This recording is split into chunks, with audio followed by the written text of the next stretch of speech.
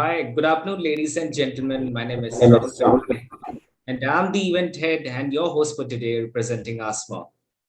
ASMA stands for Adoption of Social Media in Academia. It is the leading global community in academia, catering to all the segments of education sector, comprising of schools, preschools, higher education, government bodies, and corporate houses. ASMA in itself is a knowledge sharing platform that helps to uncover latest insights, anticipating future trends, and providing a transformative social media framework. Today is the second day of our mega event, Global Leadership in Education. And this wouldn't have been possible without our partner, EduVacancy. It is India's first placement portal for the education sector. EduVacancy helps candidates in finding their dream job, thus making the recruitment process simpler and faster. This has been one of the most favorite platforms for both job seekers and job providers for finding new opportunities and recruiting talented candidates. Also, I'd like to thank our engagement partner, FMA Digital, and AI partner, Orai Robotics. Now, with that being said, let's move on to the first panel discussion of the day. I'd request the audiences to keep themselves engaged by dropping down their questions in the chat for our speakers to take up. The topic of discussion is mindfulness and well-being, how education today is focusing on mental health of students. Now, I'd like to warmly welcome the eminent speakers we have in here today with us, starting from Mr. Sandy Hooda. He's the co-founder of Vega Schools. Welcome, sir. Hi, thank you. Then we have Dr. Usha Reddy. She's the CEO of Meridian Schools. Welcome you, ma'am. Then we have Ms. Jaina Desai. She's the trustee of Sri Ravi Shankar Vidya Mandir. Welcome you, ma'am.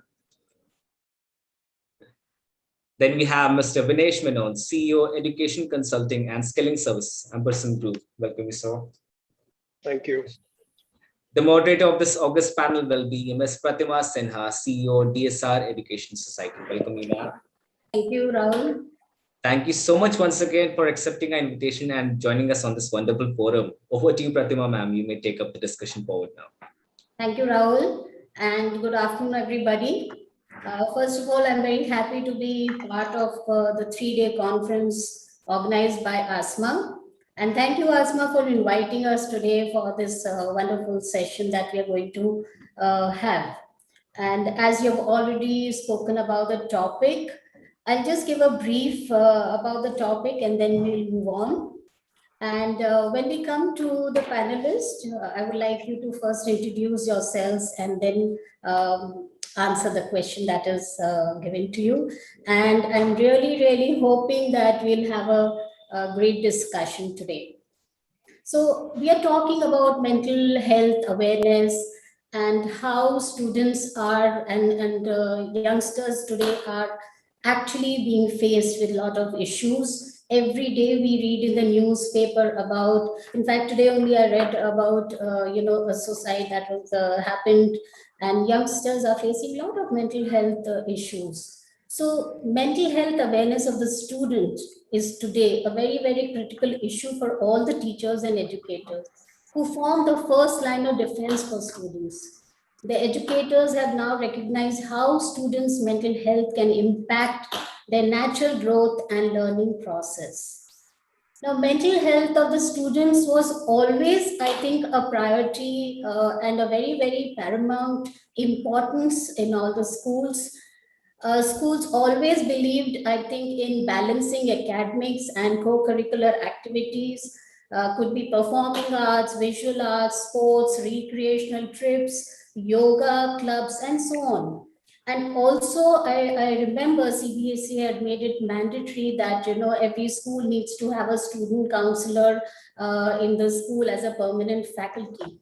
So these were there were many things that were taken up by the schools, I would say, to support the students. But with the new COVID-19 pandemic that is actually forcing us to stay locked in our homes and within the four walls, and it has become very imperative for education system to focus much more on the students' mental health and well-being, keeping their academic achievements aside and giving them the required support and guidance.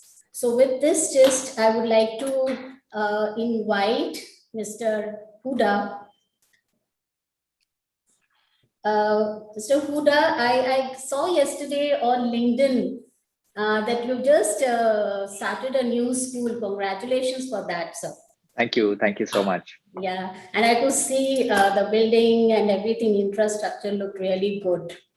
So, sir, Very kind of you. your Thank you. schools are really, and I saw also on your website that you're talking about mainly on problem solving learning.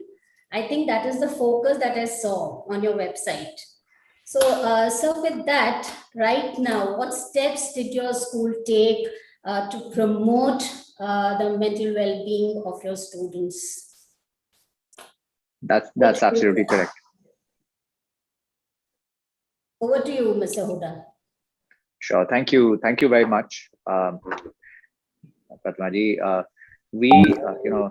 I spent about over 2 years traveling around the world trying to understand, where and schools were doing really interesting things, cool things.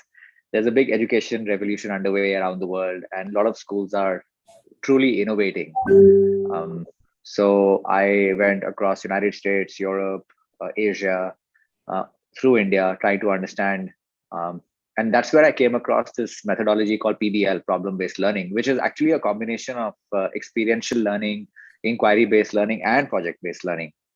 And where the children, right from the age of 3 all the way to 18, they learn by solving problems, real-world problems, doing real-world projects, and thus Vega schools were born. And the whole idea is that learning should be very, very engaging, interesting. There should be a burning desire to learn, and the learning itself should be real world. It should be not, subjects should not be isolated, and we should learn just the way we work in the real world. Right. So speaking of the topic for today, mental health, it's a very, very important topic for us. Especially since the pandemic hit. We obviously we really ramped up counseling. That's one thing that we did. We also started a lot of connect time with not only with the learners but also with teachers who we call learning leaders. And started weaving in a lot of topics in our projects that had to do with mental and emotional health. We planned a lot of breaks for children, sunshine breaks. So in between sessions, there's a tendency for children to go back to their devices. So the idea was to get children to think differently. But again, how we approach problem-based learning, PBL, is that ultimately the children must own their good health, their emotional and mental and physical well-being. So they must know why we are doing something, and and to build and to connect the dots. So that's something that we really try to do. We weaved in all these issues within our projects. And then of course there are some very interesting techniques and methodologies available. Transaction analysis is one of them that was started by this well-known psychologist Eric Berne, who built models for human interaction. So we find even as parents now we are spending so much more time with our children, and therefore there is an important need to start thinking about how to communicate, how to build the mutual respect, reduce conflict, and if need conflict. So these are some of the things we've tried to weave in. That's wonderful. And I would like to understand a little bit more about what you spoke of transactional analysis, because if it is really working, we would like you to share it with all of us. And if we can work it in our schools also, that would be wonderful. So thank you so much, Mr. Hooda. I'll move on to Dr. Usha Reddy. I had the privilege of working with her, and I've learned a lot from ma'am. And I know how Meridian works in terms of supporting students. So, ma'am, I would like to ask you, like, what are the reasons that have made us actually contemplate the subject of students' mental health? Thank you so Right, much, ma'am. Pratima, for those kind words. And I think it's always wonderful having you on the panel, and moderating the session. I think it's when we look at holistic development, and I think most schools talk of that. I think people start talking about children being good in sports, children being good in academics. But quite often, when we talk of holistic development, this whole aspect, which is an intangible way of assessing how children are feeling, I think is something that has not been brought to the fore. So I think when we look at the pandemic and how we've all realized that we relook at things that we're doing and see how we can better them, this is the best time when we can actually rephrase what we understood as mental health of children and see what best we can do. I mean, you're very right in saying that Meridian was one of those initial schools that was acknowledged as an inclusive school, even by CBSE. And I think we take pride in this because our tagline says connecting the mind and heart. And for any child to be able to connect to the teacher, to be connected to the peers, to be connected to whatever is being taught, and to have positive feelings, the child must be in a state of well-being.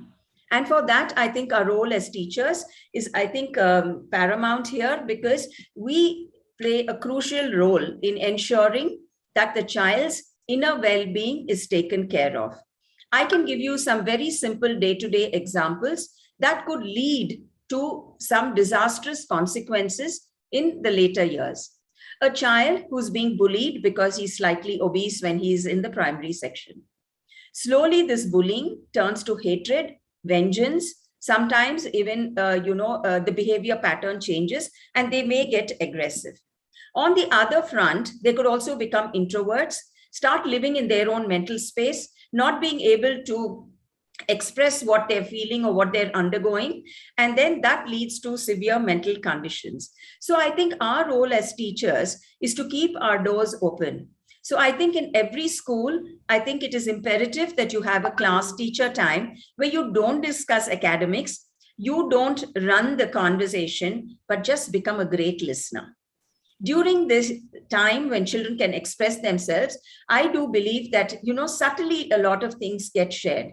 And when a teacher has her eyes and ears open and realizes that somebody's face is kind of down, they're not smiling, then I think it is for that teacher to hold hands of that child and have a one-on-one conversation. The first thing, when you hold a child's hand, you'll see the tears trickling down much before the words and expressions begin.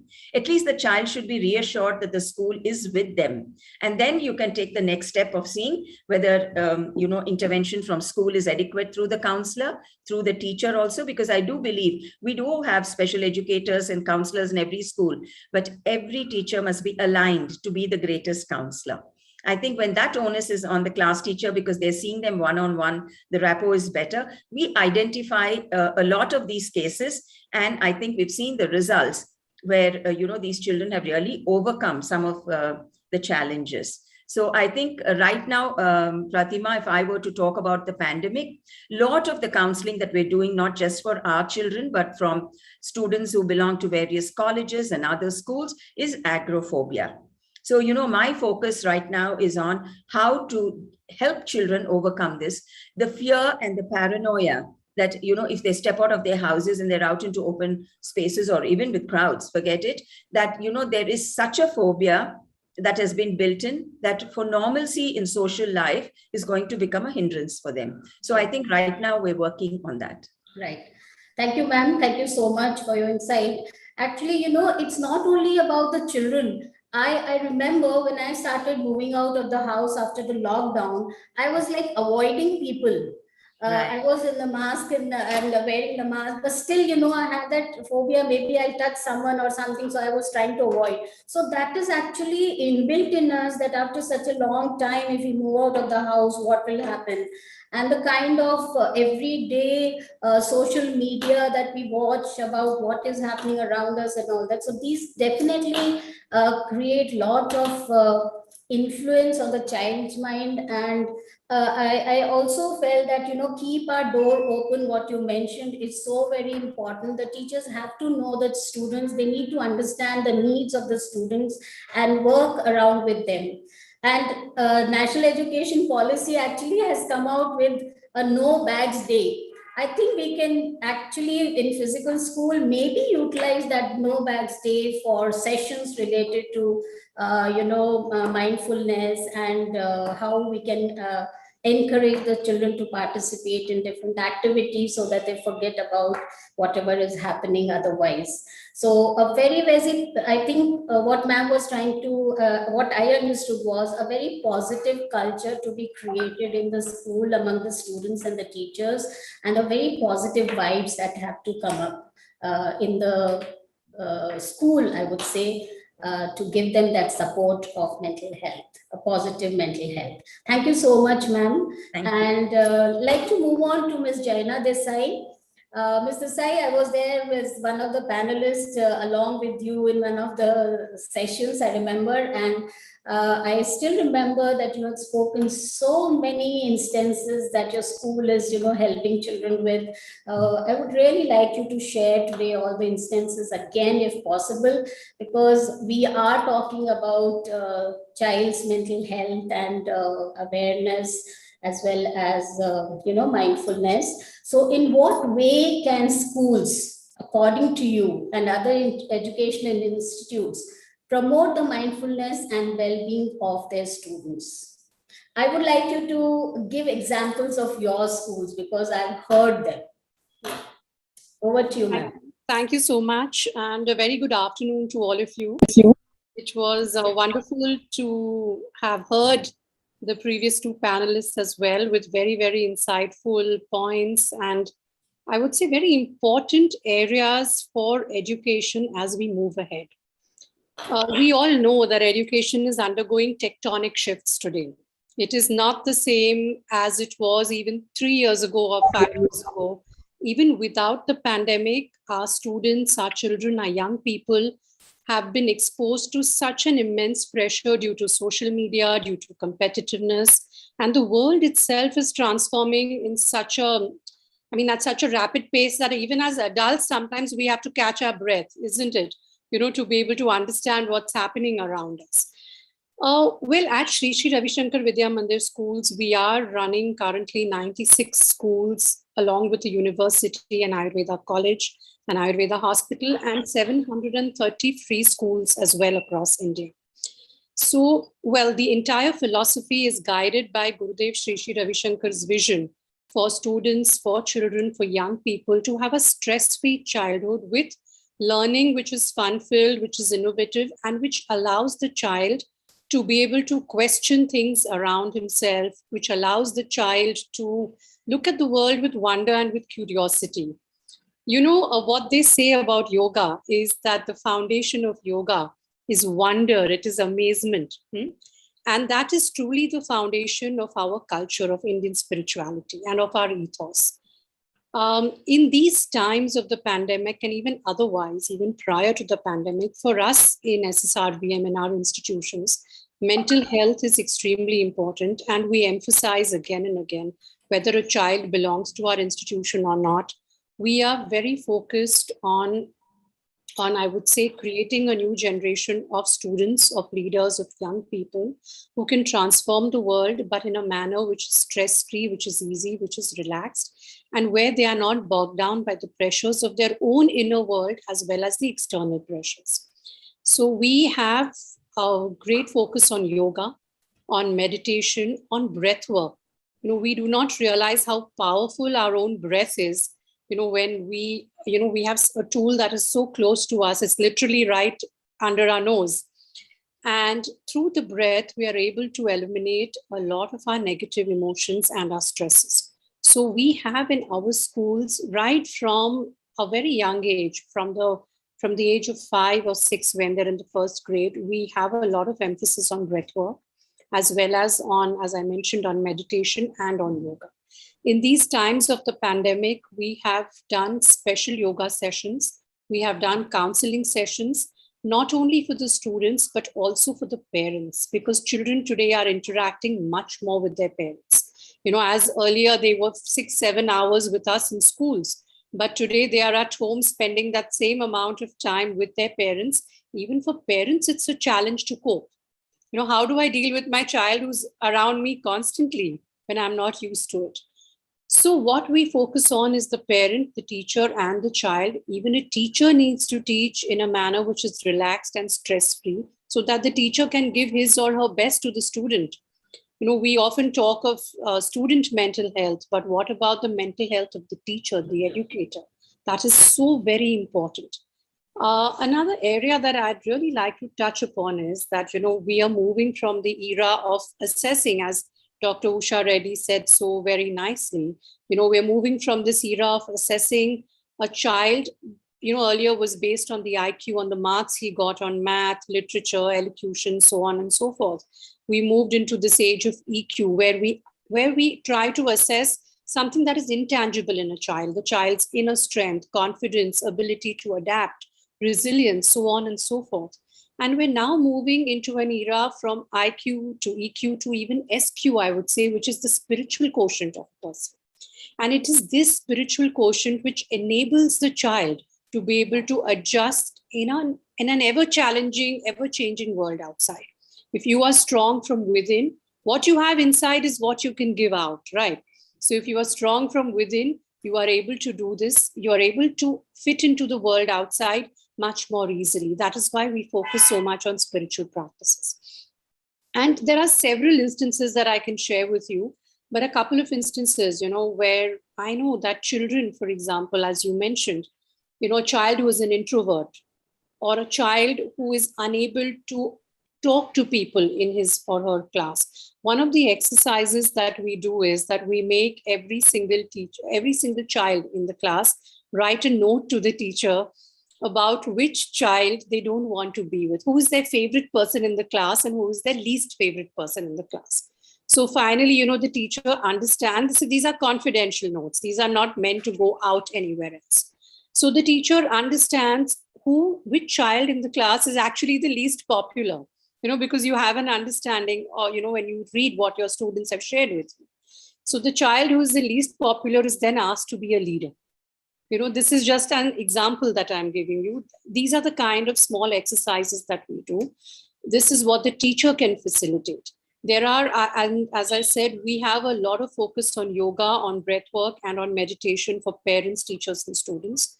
We have these kind of small exercises to be able to understand the challenges that every student faces within the classroom scenario. And a similar set of exercises we do through a program called the Shraddha Training Program, which is for our teachers, to enable them, whether it's the CBSE, ICSE, IB, or the state board methodologies that we follow. But teachers need to bring in their best into the classroom. We don't want teachers to just read out from a textbook and to walk out. We want the teacher to bring out the child's creativity, the child's curiosity, as well as the teacher's own innate ability to deliver a lesson well, to communicate well, to be empathetic to the students in the class. Right. So we have a very powerful program called the Shraddha program. And I would say these are the small steps that we're taking. Mental health is a buzzword today, but for us in our institutions, because of Gurudev's philosophy, we have focused always on mental, emotional, as well as on the spiritual health of a person. So thank you so much. Thank you so much. Beautifully said that, spiritual quotient is also right now a very, very important aspect of the emotion quotient qualities in the student. And of course, yoga and meditation are from generations. They have been known to be part and parcel of mental health and wellness, otherwise, or physical wellness also. So this is how I really understand that how, the teachers, the parents, and the students are connected. And if teachers, it's a circle. If teachers are, they are positive, then students will be a positive. Then how we connect with the parents? If parents are positive about everything, whatever is happening at home and otherwise. So this is a beautiful circle where we have to maintain each one in its own parameter as well as connect them. So this is what I was actually looking at, because it's not just one aspect of it, it is an overall aspect of how we need to change our way of thinking and our way of conducting classes, our way of moving ahead as educators in schools. See, your school is different in the sense that, they believe in yoga and meditation, but all the schools do not. So maybe they have certain different activities related to the same. So the focus is definitely on the students' well-being, for sure. But what I wanted to know was how exactly, maybe I'll come back to that question for each one of you. I'll right now move on to Mr. Vishesh Menon. How are you, sir? Good afternoon. Good afternoon. It's Vinesh. Yeah. That's okay. So, Mr. Menon, can you share, how COVID-19 became a game-changing situation, influencing both the mental health and academic of the student? Okay, I mean, that's probably a pretty easy one to talk about. But before that, let me just give a quick insight into what we do, a 10-second insight. So Ampersand Group really has two spectrums of delivery in the education space. On one side, we have private schools under the brand name of Vega. And on the other side, you started working extensively with the government, and you started working with the government balwadis and anganwadis and even government schools. So in a way, we have been able to get exposed to very two different diverse spectrum of students, and one size just cannot fit all when you're trying to deal with the problem that we're talking about today. To answer your question specifically, I think COVID-19 probably is the one big change factor. I've always said that COVID-19 and the national education policy, these are the two big changes that happened in 2020. And clearly, COVID-19 led to so many different kind of conversations. I mean, on one side, on one extreme, people started talking about life and philosophy and how it's so important to now be with near and dear ones and give more focus to emotional related concerns that have been there, or rather getting missed out in society. And on the other side, your conversations in the education sphere started moving into a very different set of conversations. Earlier, parents would talk about children, what they did in school, what did they come back with, what did they learn today, what are the classes there, what is the rank or the score that they've got. And suddenly, we're talking about how are you able to cope up. Do you have a laptop or a machine for the child also to learn? If the father is using the same laptop, how do you manage the time? The entire conversation changed, and alongside with it came the overload of information in terms of news, social media, the fear, and I think it has been a very, very, very challenging period. And I think this whole discussion that we're doing today, the whole discussion around mental wellness, is also probably happening because COVID-19 struck. I doubt if whether we would have really given this kind of a conversation so much of impetus and so much of seriousness, hadn't it been for the last 2 years of the stress that almost everybody is going through, be it teachers, parents, or students. In fact, two or three, I'm not an academician, so I think the panelists before me have said some very, very incredible things. But I can share a few examples of few insights that I picked up during my conversations with so many people. I mean, I know someone whose daughter, who's about 5 years old. I think the first question that she asked her father was, "When can I go and sit in the classroom and share my tiffin box with my benchmate?" And and there is really no answer to that, right? I mean, all of a sudden, this 5-year-old child, and we all know that now in the new education policy, we call them all under the formative years of childhood. The formative years of childhood is so critical for them to mix with other children, know how to deal with those little conversations that happen, know how to deal with extrovertism, introvertism, and so on and so forth. And they're just being denied that. How do you deal with that now? Today, this child may be fine, is it probably important to also look at a child like this to prevent them from reaching a point of getting a little challenging on the on her happiness quotient or the mental well-being? I don't know. That's one part. On the other side, you've got a 13-year-old child. Again, in fact, he's my nephew, and he hates online learning. He just doesn't like to sit there and listen to what the teachers are saying online. There are so many kids. There's a little bit of noise. Today, the kids are so smart. They know how to try and cause a little disruption if they want to. So much so that in lighter vein, let me also tell you that another child, again a son of a friend, he actually, when he was talking on the screen like this, he just froze himself. He just sat like this, and almost showing that the screen had got frozen. It is not frozen. He did it. So these are all smart moves that are starting to happen. But the same 13-year-old child loves to watch YouTube videos, plays cricket, and therefore loves to watch videos which trains how to bowl, moisture in the air, how do you get the swing of the ball. So, it's a very interesting thing. It's not as if they are anti-learning, but probably there's a lot that we need to do to try and change the way these folks are taught. Uh, so that's another example that I thought I'd bring up.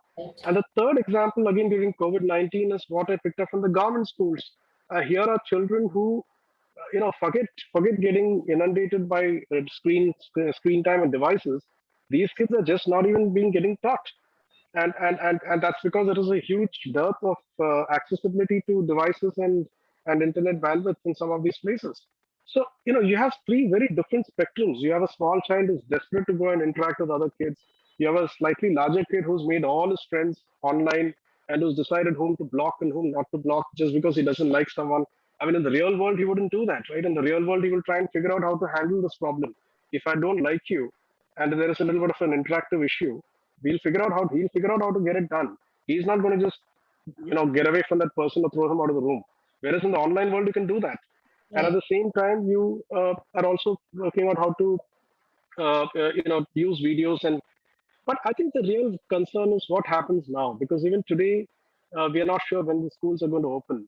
And my sense is that there are some states saying that let's open 9 to 12. Some other states are still wondering what to do. So there are two, three things we must keep in mind. I think one, if at all we have to open schools, and I know it's not easy, but really speaking, the lower age children are the ones who really need to be moved out first, because they now need to start interacting with other kids. They are missing out on a lot. The second, the older kids, all of us expect them to suddenly be all set one fine morning and get up in time, brush their teeth, get all set and go to school. No, they're all used to a very different habit now. And they just don't want to, get back into the old habit of physically going back to school. So there are a lot of these challenges that now need addressing. And I honestly don't have the answer, but I'd like to pick up one point that Ms. Desai said, and I think parents will have to play a huge role in this entire exercise. While I understand teachers will have to really be the enablers, but this cannot be done without the parents, because the child, in a way, is almost growing daily looking at the way the parents are handling them. I mean, if there is a news anchor going berserk on news about whatever, and the parents keep only discussing that, the child is going to pick it up. I know a child who in the morning got late into the online class, and the teacher was asking, why did you come late? There's a prompt from behind from one of the, I think, parents saying that, say internet issue. Now these are all small little things that can be ignored. But the fact of the matter is that all these little habits will be seeping into the child. And that is what need to be addressed. So I think a lot of work has to be done in parent engagement. Your PTAs have to undergo a completely different format. I think the old format is not going to be helpful anymore. And I think somewhere we have to start really having solutions for different categories of children. Formative years, one solution. Preparatory years, another solution. Middle, secondary, each of them will have to be dealt with differently. And finally, I just want to end by saying that I think somewhere in the 90s in the US, I heard there is a program which was devised called SMPH, School Mental Health Program. And I think this is supposed to be distributed across the globe, and all schools are supposed to have a curriculum around it and know how to follow it. Now, how many of them are taking this seriously? Who's keeping a check on them? I know that some of the panelists who run schools here are doing it, but really speaking, we are talking about 250 million kids going in this country, and That's a huge number. And these are kids who are going to be becoming an adult in the next 10, 14 years. And if the country has to have a sane environment, we all better spruce up and do something today around this area. Right. Thank you so much for sharing your views, Mr. Vishesh.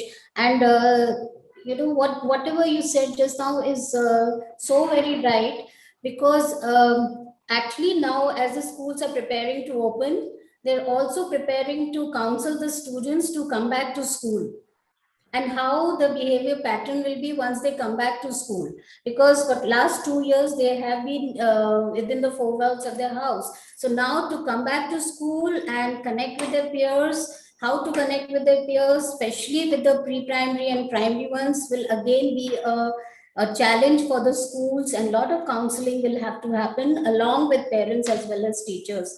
I'd like to share here, our pre-primary, we've got 6 pre-primary schools under us, and a lot of our pre-primary parents are calling us up every day to say that, ma'am, our child has never been to school, he's never seen the school. So can we bring a child on a Saturday for some time and let him play there to just get the feeling of school? So that feeling of school, to be in the physical school itself, is a big thing right now. And definitely, all of us, who are in this education line and who are part of the schools and reopening of the schools, we'll have to think about it. How do we counsel these children who are coming back to school? That's also a very, very major aspect of it. Because parents have been, as you said, parents have been sitting behind, promoting them for each and everything. If there's an inter-school competition, I've seen parents promoting with the poetry or whatever it is. So these things are definitely happen, and now they'll have to be independent in the school again, without the parents sitting behind them and hovering around them. So there are lots and lots of aspects of how we are working right now, and how we are going to work on our students when they come back to school. Last 2 years have been major challenge for everybody, right from parents and teachers and the students too. So of course I want simple tips, health tips, that each one of you can give to the students, that how can they actually work with COVID-19 lockdown scenario, sitting in their house. And also I would like some insight into how teachers can help these students. Of course, teachers are helping them by connecting with them, talking to them, but 2 tips on how students, mental health tips for students, for teachers, and 2 tips for parents from each one. I'll start with Mr. Hooda. Sure. Again, our focus really always has been to live and teach by example.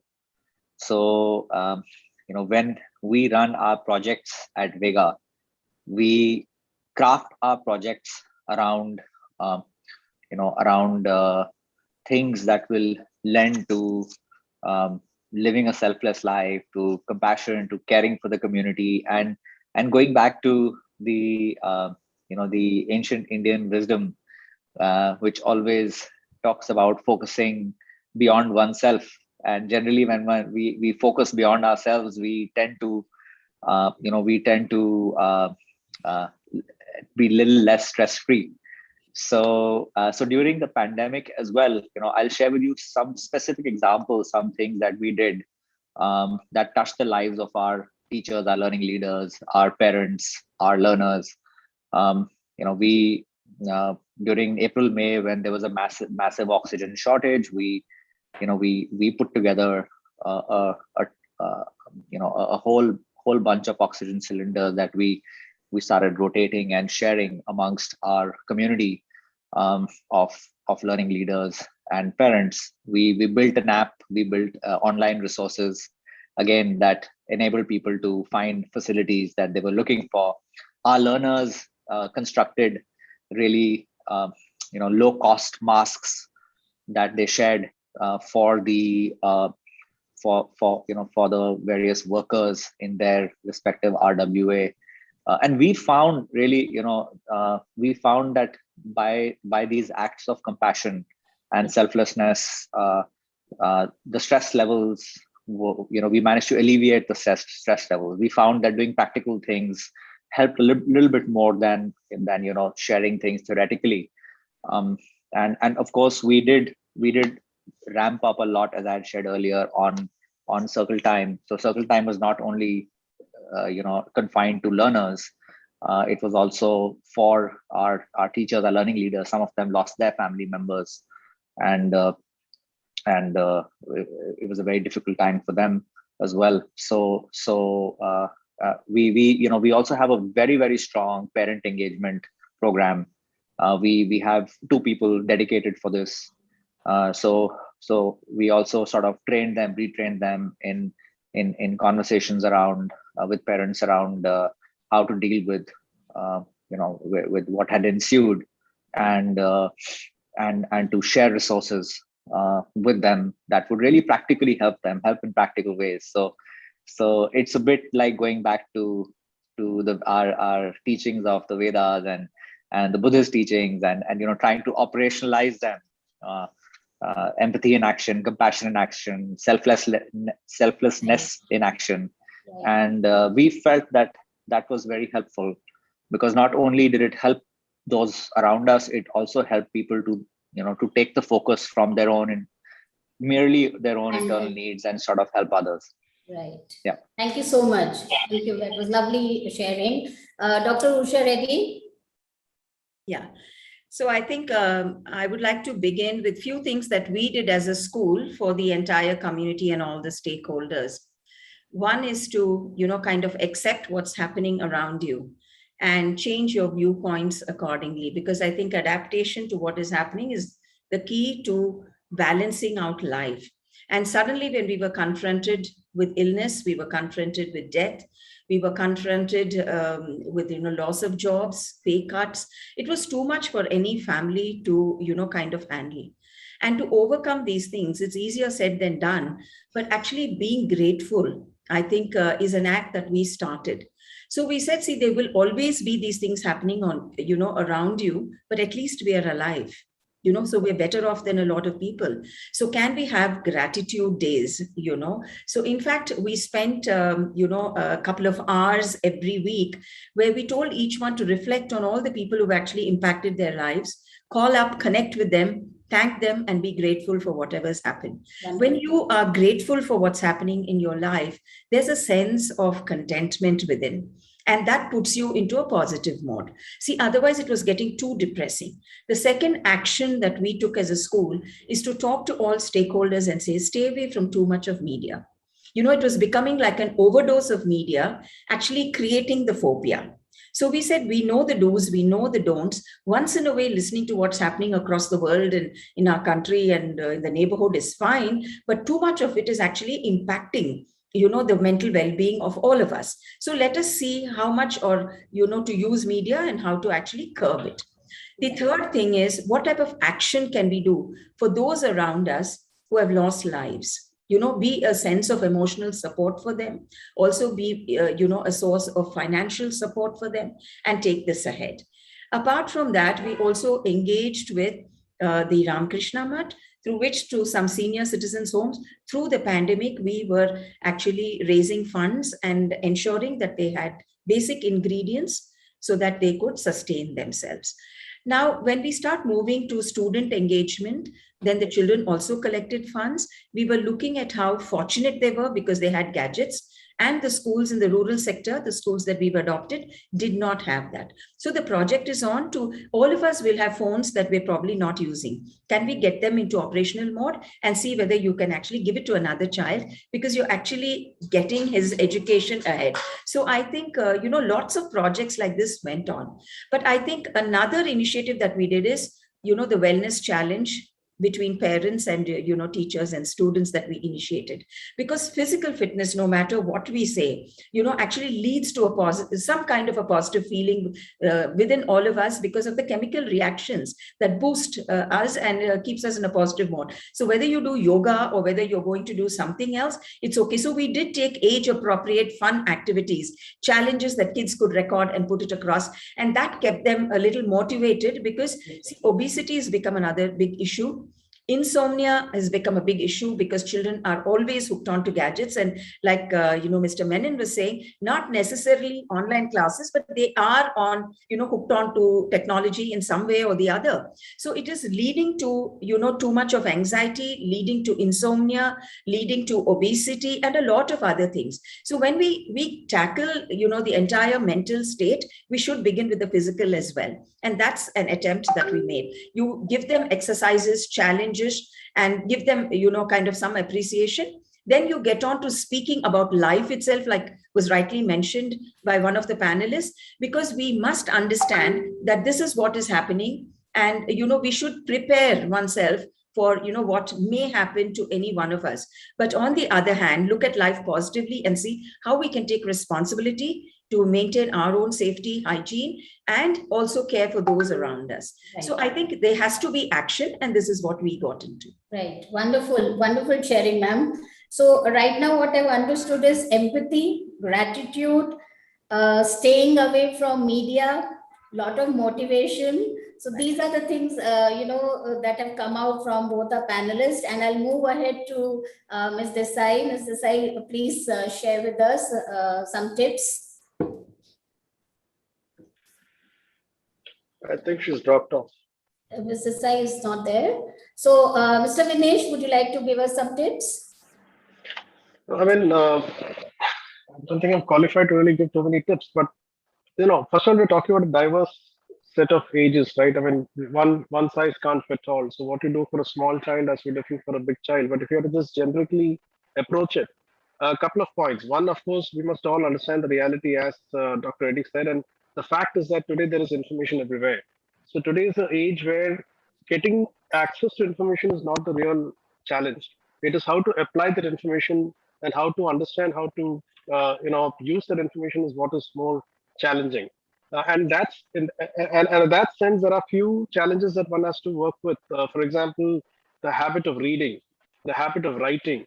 These are all going to slowly fade off because, and honestly, for writing, you also need a hand-eye coordination. These are all small little things that one needs to keep in mind, especially for a small child. And I guess tomorrow's small child will not even be attracted by these building blocks and all the tangible things, because I think very soon the beautiful graphics inside a smartphone is going to be more attractive to the little child. But I think as parents, probably one point would be to really be a friend. I think it's time to really change your role and be a friend, be as transparent as possible, acknowledge things. I mean, if a child comes to you and says, or the parent sees that the child is not really learning online because he or she is bored, rather than actually pushing the child and saying that you must do it, I think it might help to actually acknowledge the fact that yes, it might be boring, but how would you like to change it? What if I'm the student and you are the teacher? Play that little game. Get the student to get the child to become the teacher, and find out what innovative methods the child has got to teach. That is one probable example that I could give. You could also have situations where the parents sometimes even use these devices to uh, get themselves distracted away from the child. I mean, don't do that. A lot of parents might just hand over a device to a child and tell them to go through something so that, and this typically happens when the child is smaller. I think we need to avoid that. I think we also need to learn how to engage on things that the child likes. I mean, the child might spend many hours on Instagram. The child might be in the middle of multiple social messaging, and I think the parent should somewhere attempt to try and find out what the child is doing and make the child actually talk about it. Maybe the parent should say, "Help me understand Instagram," and let the child, talk to the parent, give some of the stuff that's happening in that space. So I think it's really speaking. You need to be a friend. I kind of wrote a few points here. Uh, I think as teachers, again, I just don't want to get into that space because teachers are fantastic today. They're doing everything they can.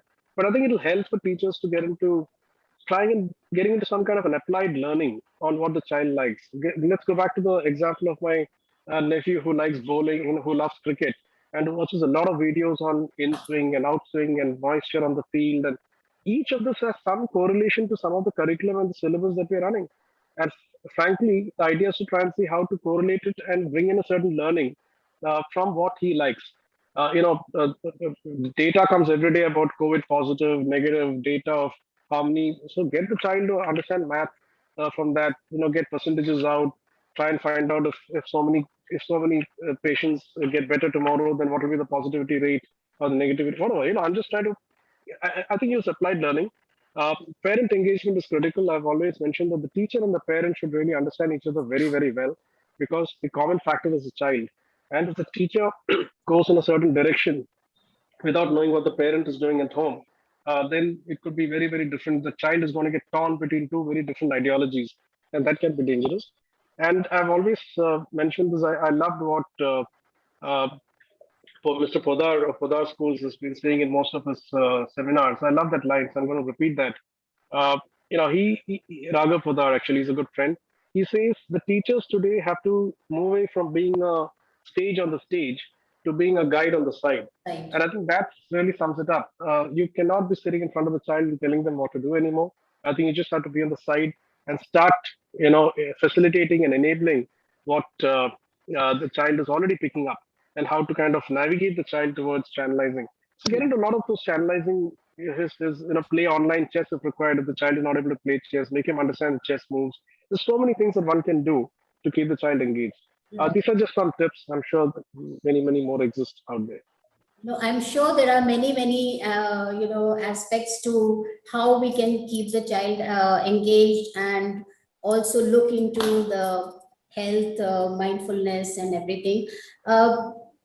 It's just that, we sometimes lose our focus, and sometimes we don't listen to the child, which I feel is so very important, because teachers are also very busy in their own work. The parents are very busy in their own work, so they do not really have time for the child. And that simple word, what we say, listening, it actually has it disappears. So somewhere we have to sit down and think that how much can we actually stay with the child, listen to his issues and problems. It could be a small pre-primary child, a primary child, or an adolescent child who's having so many issues with his body changing and things like that. So that is the main crux of the matter, is that we need to listen to them, to associate with what are their needs, and then take it further. So the need of the child is what we are looking at, and it is very, very important aspect of when we talk about mental health and well-being. So with that note, I would like to thank all our panelists.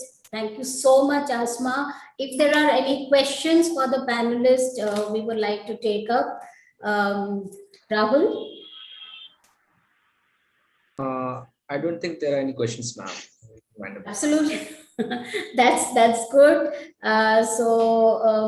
Anybody would like to share anything else? Mr. Hooda, ma'am, Dr. Usha Reddy, ma'am, Mr. Menon, anything else? I think my closing comment would be that, Pratima, with your permission, my closing comment would be that, we forget to talk about these things to children, about what is true happiness. Yeah. It's not from the external world, and happiness is a state of mind. So it's all within our control. And I think it just can't come when you become an adult and you're confronted with so many things, because you are not tuned to it.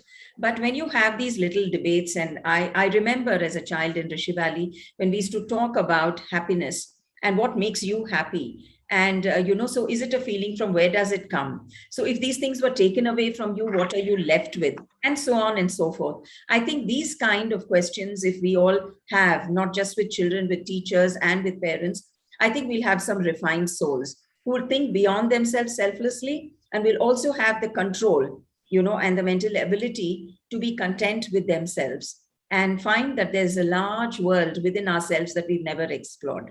So added to that, Dr. Usha Reddy, I would also add on that, the sense of belongingness.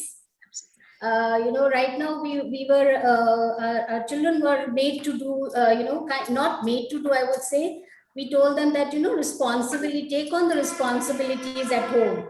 Maybe watering of plants, or laying the table and things like that, so that make them feel that they belong to that family, they are part of it, they are responsible for it. So happiness, responsibility, all these factors definitely picture in the mindset of the child, that and their mental health and well-being. So thank you, Dr. Reddy, and thank you, Mr. Hooda, thank you, Mr. Vinesh. Thank you very much. And ASMA for inviting us on this panel. Thank you so much, everyone. That was quite an insightful and informative deliberation. And I'd like to thank all the eminent speakers for all their time and support. Pratima ma'am, you did a wonderful job moderating the whole session. And Sandy sir, Vinesh sir, Pratima ma'am, Usha ma'am, thank you all for joining us. And I really hope you two all had a wonderful time as well. We did. Thank you so much. Yes, we did. Thank you very much. Thank you. Now, I'd request the backend team to play a short video from our sponsor before moving on to the next slide. Are you looking to find the best opportunities in the education sector? Have you been searching for the right people to recognize your talents and hire you? Here is how you can get started to find your dream job in as little as 10 minutes. Get going now by visiting www.eduvacancy.com. Once you click on register, pick the user type as candidate. You have the option to simply log in using your Google or Facebook account. If not, go ahead and fill in your personal details. You are good to go. Eduvacancy.com, a world full of opportunities. Wonderful. Thank you so much, Eduvacancy, for supporting this event. Now, moving on to the second panel of the day. The topic of discussion is contextual learning in an era of digital education. Now, I'd like to warmly welcome the eminent speakers we have in here today with us, starting from Mr. Harish Sanduja. He is the Director of Schools, Seth, Anandram, Jaipuria Schools. Welcome you, sir. Namaskar. Then we have Ms. Tanushree Sengupta, Counsellor, Torian World School. Welcome, ma'am. Then we have Ms. Pallavi Mishra, Principal, Oak Ridge International School, Bangalore. Welcome you, ma'am. The moderator of this August panel will be Mr. Sudhir Kokreja, co-founder Credence International School. Actually, it was supposed to be moderated by Sarada ma'am, but due to some emergency, she wouldn't be able to join us today for this discussion. And Sudhir sir will be taking the honors. I welcome you all once again. Thank you so much for accepting our invitation. Leaving the screen to you, Sudhir sir, to take up the discussion forward. Sudhir sir, over to you. Thank you so much, Rahul. A very warm good afternoon to all the panelists and the audiences here. Truly an honor being among the August panelists here, having an opportunity to share their entire thought process on the education fraternity, on the education landscape, the way things are changing quite dramatically in the pandemic era. The world has changed, I think, in the last 2 years or so for the entire academic world around. And I'm given to understand there is a topic which I'm supposed to moderate at the moment, which talks about contextual learning in the era of digital education. Well, I am truly, excited to have an August panelist. I welcome Ms. Tanushree Sengupta, Counsellor from the Torian World School. Good afternoon, ma'am. We have with us Ms. Mandir from Oak Ridge International. Very warm welcome to you, ma'am. And Mr. Harish, Director of Schools from Seth, Anandram, Jaipuria Schools. Really thank you to all of you for being a part of this panel. And the topic, I think I'll straight away get on to the topic we're discussing, which is contextual learning in an era of digital education. To set the tone for the discussion, I believe contextual education was always important. And I believe in the today's world, in the modern times, it's become all the more important, where children are at their respective locations. We no longer have them bounded in 4 walls inside a school. And anything and everything that we are trying to, teach the children, they have a freedom or maybe an obligation to probably go on the vast internet, maybe interact with hundreds and thousands of people around them, or maybe build their own perception of things basis their interpretation or their experiences in life, and then try and make sense of what exactly we're trying to teach them, what are the topics they are going through, what are the subjects they are going through, and how those subjects or topics are making some impact on in their learning process, and how would they implement their entire learning process. So I think I'd like to invite all our August panelists for their initial remarks, maybe taking 1 minute each or 2 minutes each, and reflect on this particular topic. How do you see the relevance of contextual learning in the digital world? Of course, technology and digital world is being discussed across all platforms these days, but I'm truly excited about making sense of this contextual learning in today's world. I'll probably want to start with the two ladies over here. Maybe Ms. Pallavi Mishra, would you want to start off and give some thoughts on the topic that we have at hand? Thank you, Sudhir, and a very good afternoon to everyone, my co-panelists and those who are tuned in. So I think there was never a gap between digital platforms and education, because they can't exist in separation. So especially in the present context, where you cannot,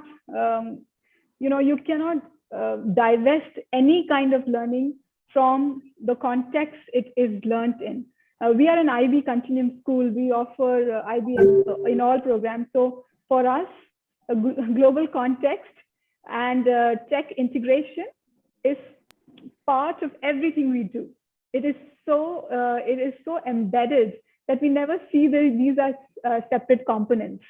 And I really think, I think what's really exciting right now for me, Sudhir, is as an educationist, is that now with NEP coming in, I think this will become part of all schools and all curricula. So that's very, very nice, because instead of a certain community only having the privilege of this kind of futuristic education, now it's a new world is opening up to the entire education community in India. And that's very exciting. It's quite a learning curve for all of us. Thank you. Well, thank you, Mom, for those initial remarks. And I'm quite sure, being at Oak Ridge, that in Bangalore, the hub of the IT industry in the country, there's no dearth of technology exposure to the students in Bangalore for sure. But I think with that perspective, I'd like to go to the other two speakers, maybe with Ms. Tanushree Sengupta first, who's joining us from Ranchi.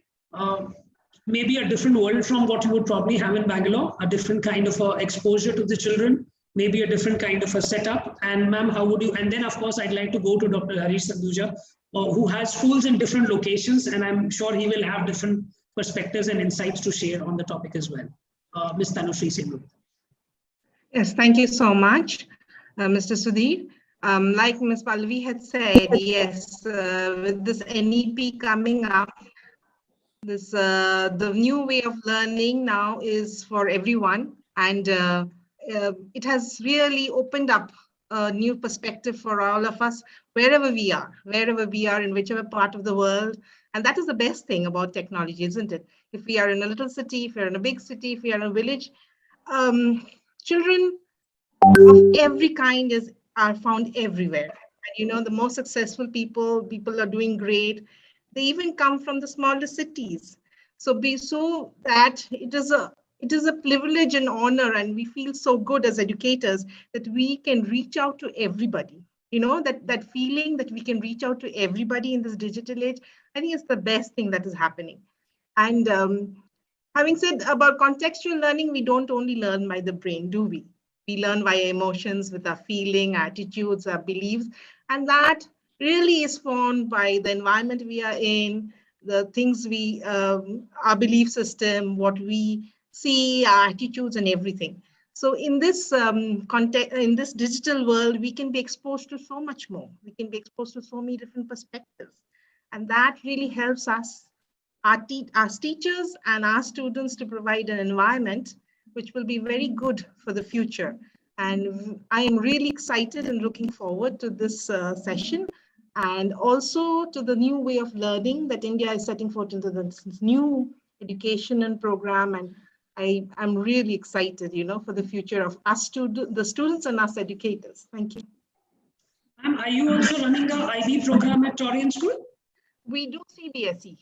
You do CBSE. Okay, that puts things in a certain perspective for me. Yeah, we do CBSE, but in our school, we have learning of different kinds.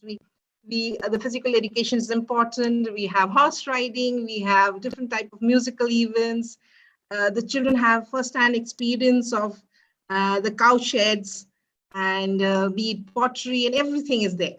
So I'm sure. being in the CBSE curriculum, we also expose them to other differential ways of learning. Thank you. I'll come back to you for more. I have a lot of interesting questions, but before that, I think I'll invite Mr. Harish Sanduja to throw some light on how technology has maybe brought about certain changes in terms of contextual learning.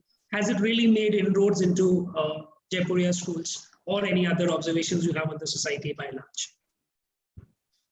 Yeah. Thank you, Mr. Sudhir. I think it's an interesting thing to answer.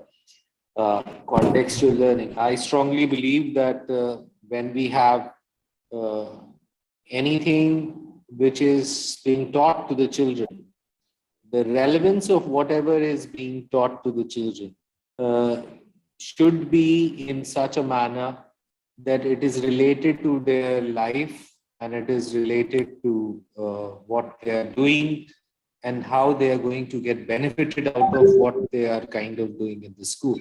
Because I think what has become more important is not to kind of teach them the content, but to teach them how to learn.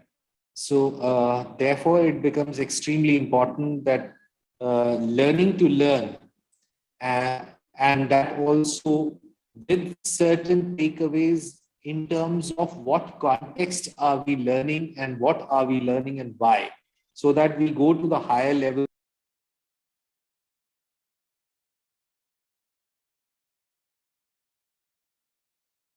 Sorry, I think we've lost Mr. Sanduja. Probably some connection issues with him. Is he back? Yeah. Mr. Sanduja, I think you're on mute. Yeah, I'm sorry. I'm right now in a place where the connectivity seems to be kind of not very good. So I was saying that relevance of whatever we are trying to teach children, the context of that, and then moving to the higher levels of Bloom's taxonomy for whatever is being taught, and teaching children learning to learn through the content that is being taught and making it relevant for them. I think that is one of the most important objectives, and that makes contextual learning more relevant in many ways. Now, what happens is that with technology, it has become extremely easy for teachers to bring the context to the class and make sure that it is easily available for the children, whosoever is a student right now. So that way the technology has given us a serious edge right now. So I feel it's a good opportunity for us. Thank you so much, sir. Those were good remarks. I think I'll slowly start dwelling into a little more detailed understanding of what is contextual learning and how is it important and why is it.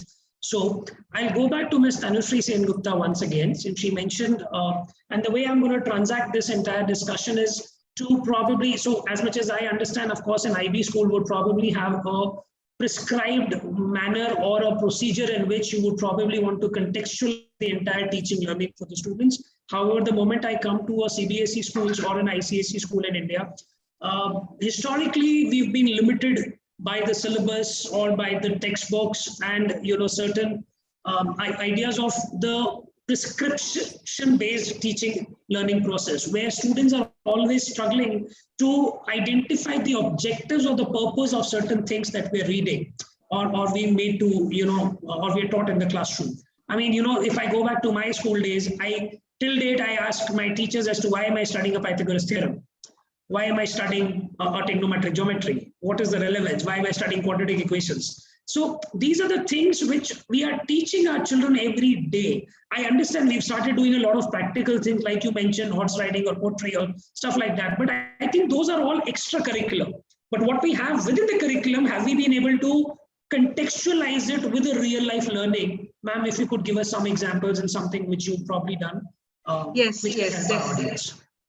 Definitely. Like, now through the online thing, if we suppose they're doing social sciences, then we ask them, suppose they have to learn about a period of a king, a kingdom, how was he? So, they do role play. They do role play and they learn from that. Then we use flashcards and they learn from that. And then they interview each other. Different methods, they use charts and different methods are used for this learning process, because it is very important for them to understand, to reason, and to relate with it, to experience it, right? So, and also, I mean, the attributes of values also put up in part of every uh, class, every lesson, because that is also a very important thing, because the mental way of thinking, actually, this is a problem solving way, forward to help children learn to problem solve. That is what this whole learning process is all about. So using that, what happened in the past, to relate it to what's happening in the future, related to what is happening in today's modern society, this is the way we teach them how to learn, how can we learn from the things of the past and relate to the present. And maths is used. They make different kind of models and all that, and then they learn from that hands-on stuff. Then we go, like I said, we go to the pottery, and then they do, the maths teacher comes in, and then we do things with them so that they learn chemistry, physics. In that way, in our school, we've been very particular from the very beginning, so that, that then there's mock parliament sessions, the MUN sessions, and these have been also going online. We do a lot of storytelling, to build up the communication skills and also to understand what's happening in the child. Because when a child starts telling a story, or in that perspective, we also understand the emotional and mental health of the child, which is really important, because the thinking skills, the ability of learning and experiencing, that is what is part of this learning system, and that is extended in that way in our school. Ma'am, I'm going to dwell a little deeper into this. As a school, in the last 2 years, have you, or maybe more than those 2 years, have you ever had a conscious exercise to contextualize a child's learning? Has there been an exercise where you tried to map the topics or the subjects or the syllabus that we have in various subjects to a certain problem that's there in a real life situation for a child, where he can contextualize it and think of on his own, and then maybe try and propose certain solutions? Has that change really done inroads into every classroom across schools? Yes, the present principal of our school, Dr. Subhash Kumar, he has been a real good leader in that way. We have taken the child to different institutes, to different factories, to different places, and related to that, the learning they have, and then they have also had to work with them, to study with them in a way, and so that they come back and the report, we talk to them in that way, how to translate this into real life. They've really been working on that, and the children have shown tremendous improvement. And their interest, that self-learning, self-regulation that we talk about has really come into focus. So that has been a very interesting experiment that we've been doing, and that has really worked very well with us. That's great. I think I'll have a same question for Mr. Harish to share his insights on that. So, any conscious effort to contextualize the syllabus?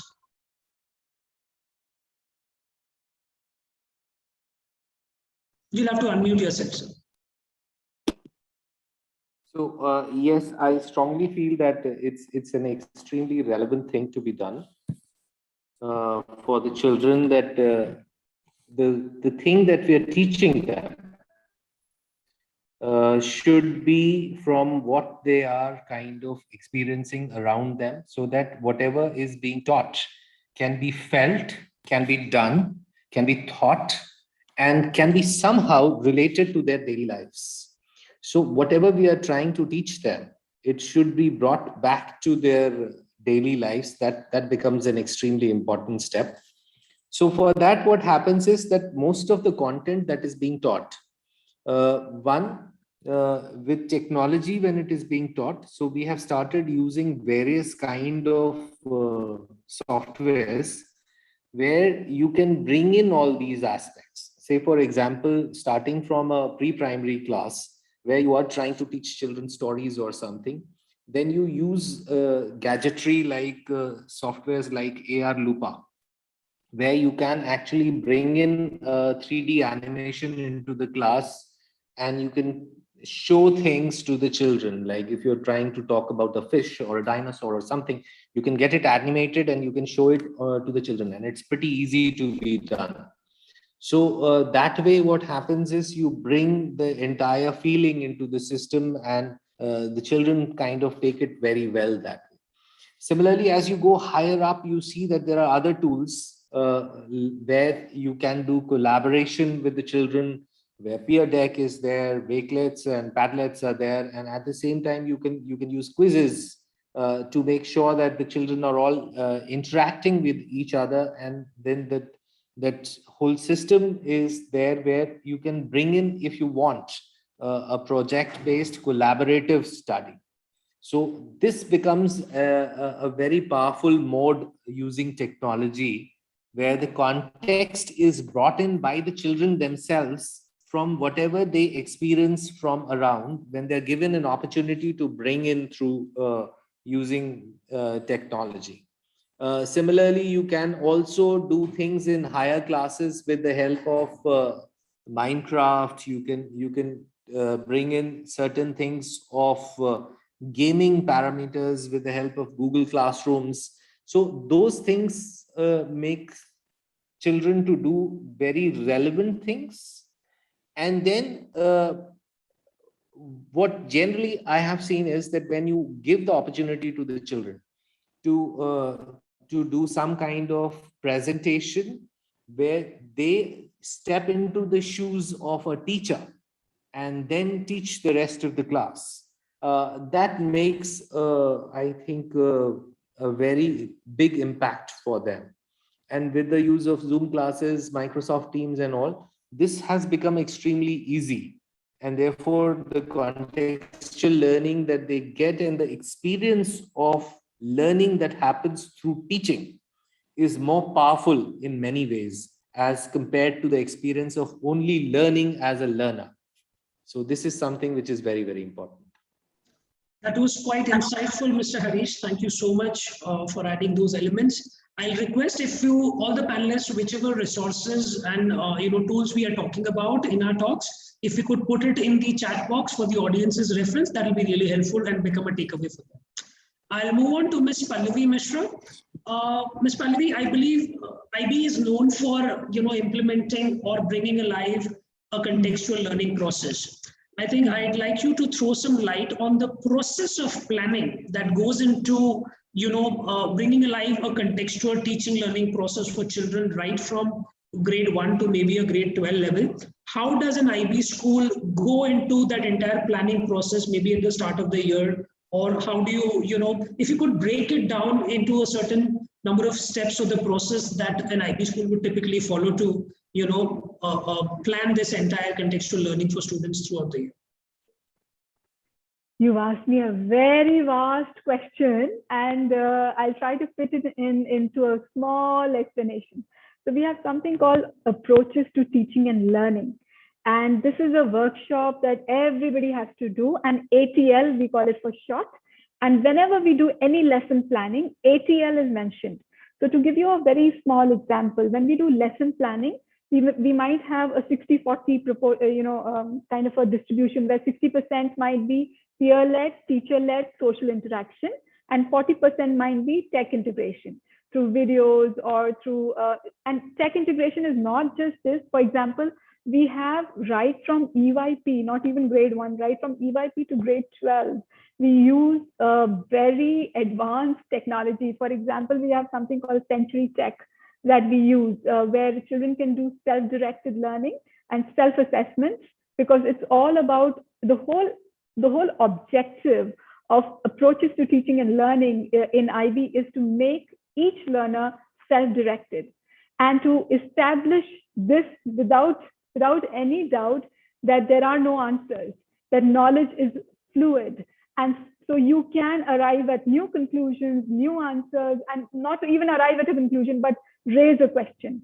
And so it opens up in a way of new vistas for children and for teachers, because the teachers begin to understand that they are not people who will answer things. They are the ones who will ask the right provocative questions.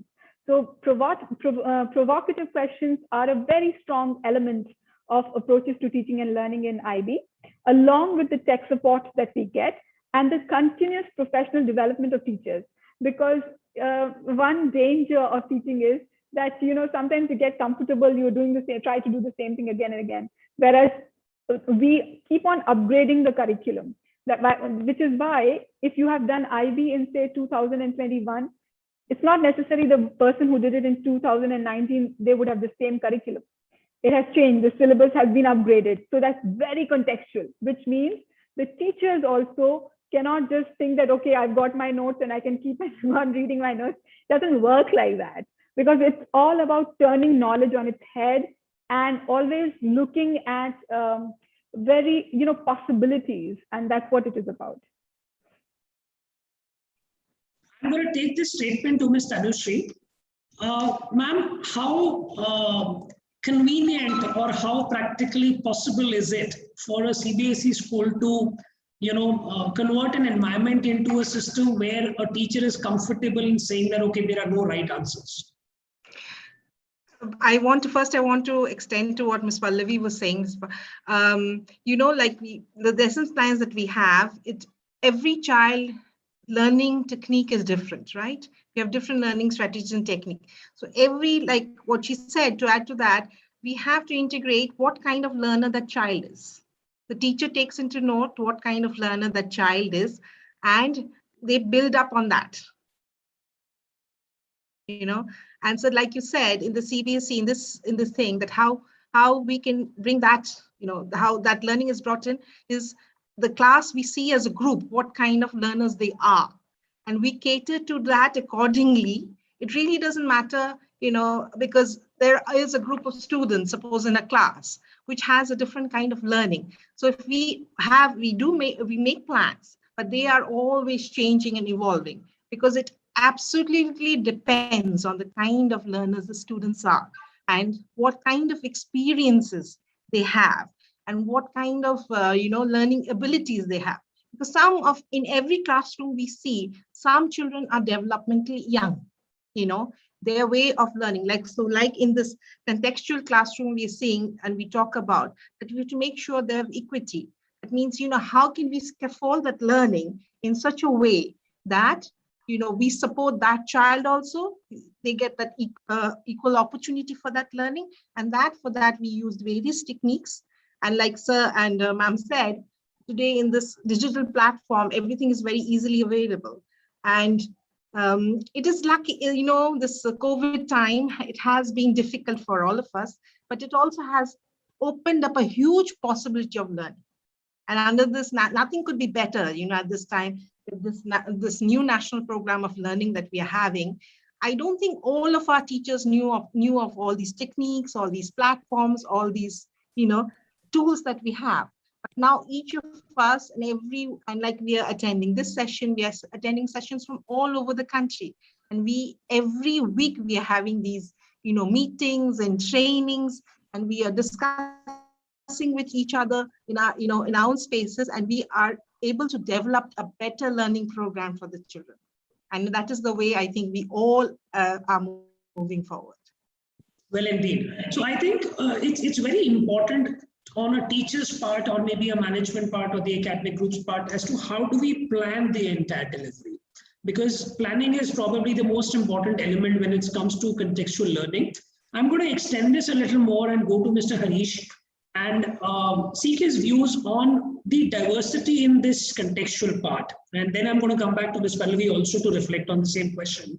As to the moment you talk about contextual learning, I think every child has his own upbringing, every child has his own environment.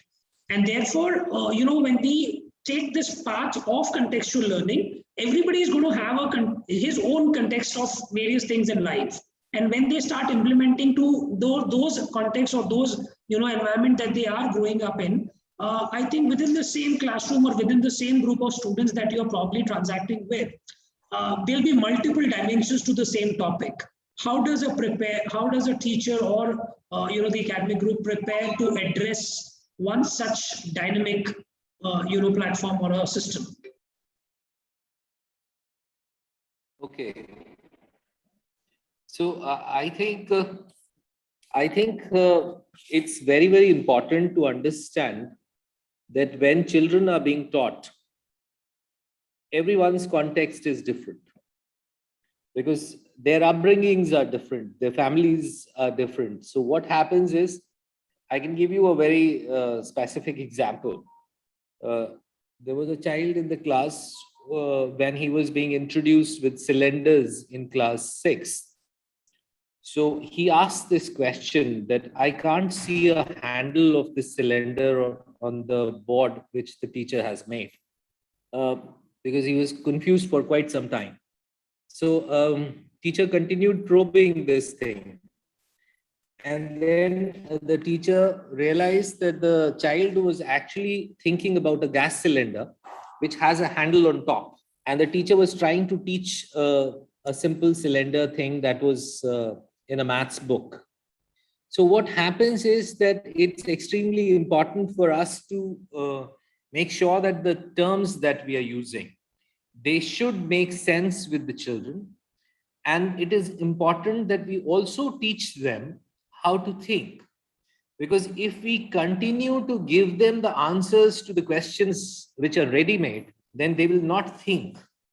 And for this, I would like to quote a small snippet of a story, which is generally used with the context of Zen masters, where this Zen master was asked by a student, you tell us a story, but you generally don't tell us the moral of the story.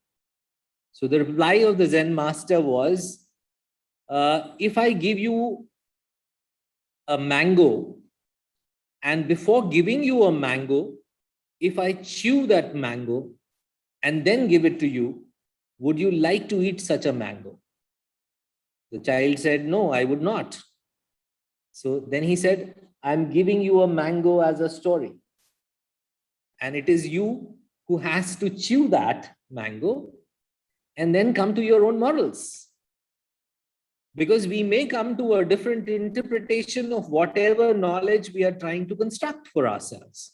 So it is extremely important that we contextualize things. And sometimes in the whole process, we may have different contextualizations that may occur in this process.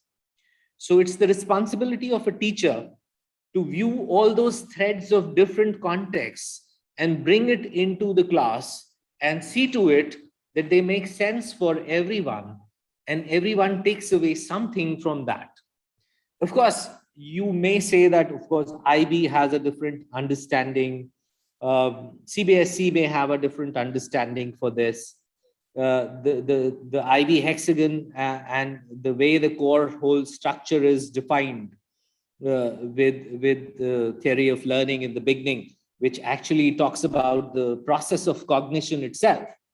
But then at the same time, there is a philosophy that runs in CBSE also, which tries to talk about socially relevant skills, which also tries to talk about how to develop the inquisitiveness in the children and the ability to ask questions.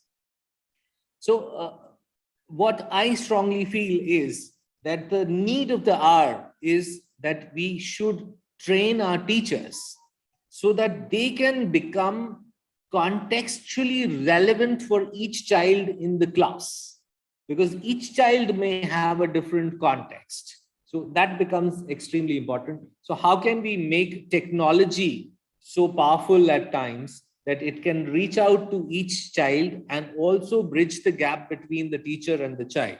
So I feel that there are a lot of tools available now. I'm just going to show you on the screen right now the various tools which I feel are extremely important at times.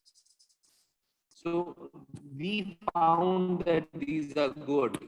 I'm not advertising any of them. These are not related to me, but I've seen my teachers using them.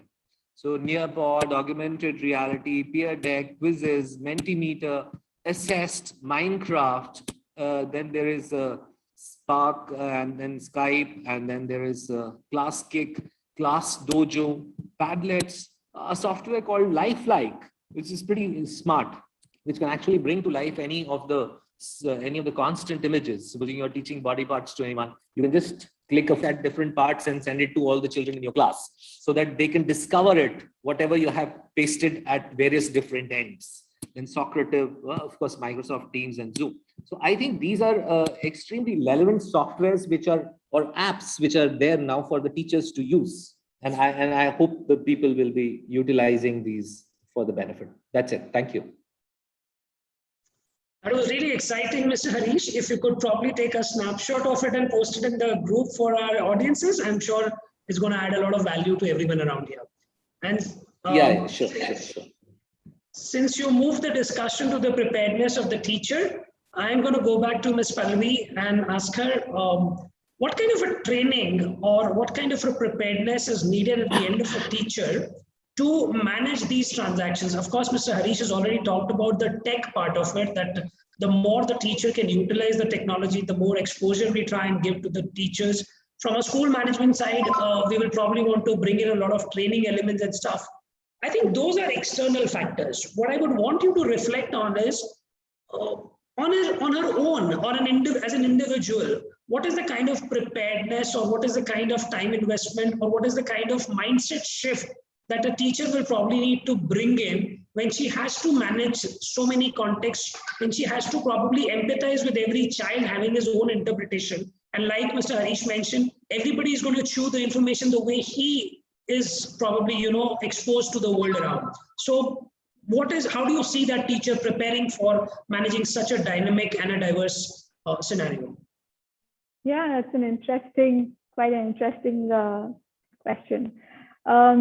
Firstly, if we have to talk about continuous professional development, I strongly feel, and I've done this as a principal, you should have a continuous professional development manager in the school to track the professional development needs of your various teachers at various levels, number one. Number two, you should have three-phase approach where you have something which can be the sharing of best practices within the teaching community in school. Then you get, IB professional workshops. Like I set aside a certain budget of the school for IB professional development each year for my school teachers. So many of them are thrice trained in different IB courses, and these come with a little bit of expense.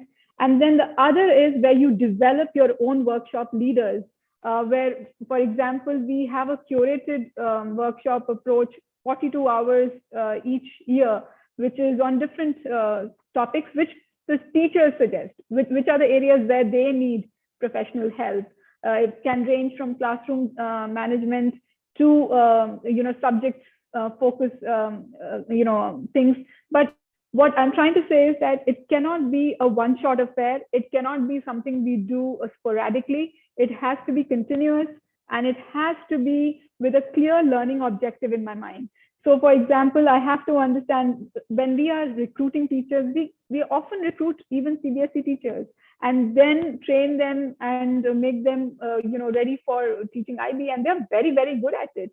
But it's just that there is a paradigm shift that's required in the way they approach teaching, because they come with this where they will very often look only for the question and answer that they've given.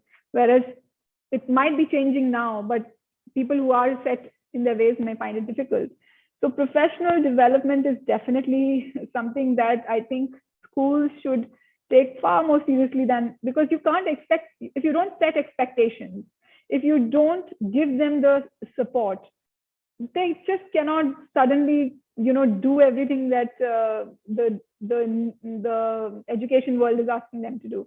They have to be also supported, and sharing best practices, developing a curated development program for your teachers, and setting aside a certain budget for certification of teachers every year, not once just when you want to get any license. Every year, that's very important. Thanks. That's helpful, ma'am. I'll put the same question back to Ms. Tanushree. Ma'am, how would you go about, bringing about this mindset change in the teachers? What kind of a training and orientation that would probably be needed by these teachers to prepare themselves to handle a contextually active curriculum or an environment? Like Ms. Mishra has said, in fact, I take care of the training of the many teachers in the school and the administrative staff and everyone, the support staff and everyone, because it's not just about the teachers, I mean, like it takes a whole village to raise a child, all the people who are involved in taking care of the child, because they get some insights in the bus, when they're coming, in the dining room, everywhere. So we take care, and I ask these who are taking them, their toilet training, their dining room training, everything, because like you said, every child comes from a different kind of a home. Every child have different kind of experiences, and their understanding is different. So we train at the beginning of the school year. We have an intensive training. In a way, we meet as a school, and for 3-4 days, we have whole day intensive programs where we have a lot of learning, a lot of playing, a lot of learning through play. We invite various people from all domains who come and talk to us and teach us. And also, there's an ongoing program. There's an ongoing program throughout, and which we have an hour set, like every school does nowadays. We have an hour set with the targets, and there is we make a calendar of the training every year in the beginning of the year for every academic year, and through that we continue the training, and we make sure that everyone. And in my school, I also have a little bit of certification with an expiry date. So I mean, because there are some things you have to relearn and remind yourself. So I always do that. So and I say that these are the things that you have to have the ongoing, to make sure you're part of. So, when for whichever who comes in, there's so many people who come in, there's so many people who are there with our school for a long time. They share their experiences. That bonding is also important. When we take them out, we take care of them also, because for them to feel good, for them to feel emotionally taken care, then only they can give. It is important for them to be in that space.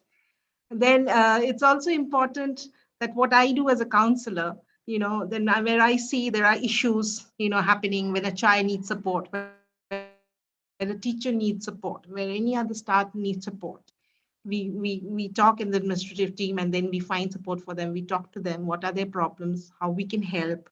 And there are some times we need different type of invention. I need to do some counseling for them, to help them, to support them. But because each of us in our journey of life, we are in different stages. We also have our own problems, and it is very important to take care holistically of the whole team, which I know everyone does. And that really helps. That really helps.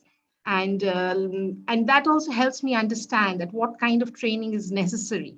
What kind of training is something? Do we have to talk about? Do we have to talk to the teachers about emotional intelligence, which is a very big thing nowadays, And if we have to talk about it to the teachers about their blind spots, what is a blind spot? What do you understand about it? How do you go about it?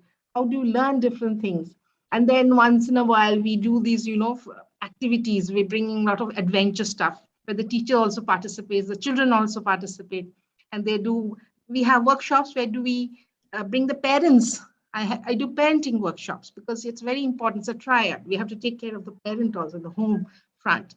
And, I make them do playing. If their child is young in the junior school, I'll let them play. I'll make them experience that. Because, sometimes when we are adults in our worries and day-to-day life, we forget that. Then the teachers and children, we make them play stuff, like they are like a team. So they understand each other better. Then the administrative staff and the teachers, so that they bond. If they have the problems, they can, they find a comfortable way to communicate. Because communication is very important. to learn and to Indeed. support each other emotionally. Yeah. Truly, So I these are think the you've different touched ways upon a we lot of work. elements here, right from communication to emotional intelligence to the training need, of course, each one of them playing a very critical role. So that's really helpful. I'm going to go back to Mr. Harish. Mr. Harish, I think you're managing a fairly diversified locations across your schools, and I'm sure there's a big pool of teachers associated.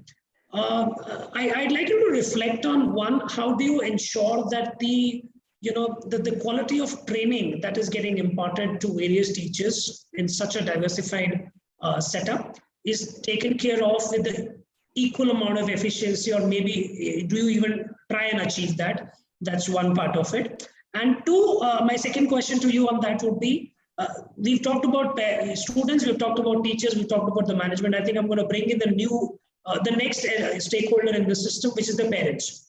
How do you prepare the parents for such a shift? Specifically, I think when we are talking about schools which are so used to a traditional methods of teaching or our CBSE pattern of syllabus, and where you have a question and a right answer, suddenly I think the paradigm has changed, where people are looking at it things in a very, very diversified perspective. How do parents prepare themselves for something, or do you put in some very conscious efforts to make parents get at ease with one such change?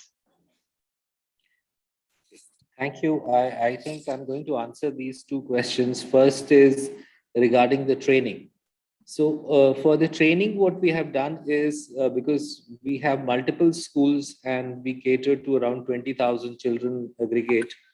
So it becomes almost imperative for us to make sure that that almost close to around 900 teachers are trained properly. So for that, what we do is we try to have an assessment of the skills of the teachers, which is like you have this classroom observation forms. So those classroom observation forms, generally, most of us, what we do is we write, and this is more of a qualitative feedback. So what we did was, along with the qualitative aspect, we have also added quantitative aspects. So with each aspect, we also have a scaled number. Supposing in fact, there are 24 different aspects of classroom observation forms that we have. So on each of those aspects, we judge a teacher. And apart from whatever is the comment, we also mark them on those. And that goes into a particular software that we have developed, where all this data is collated. And then you get to know that out of those 24 parameters, which parameter has got the least amount of marks for most of the teachers. So you get to know exactly which parameter we should address first. So I'm going to share you which actually is the parameter which we found last year after doing this. There were 2-3 major parameters which came out very strongly. One was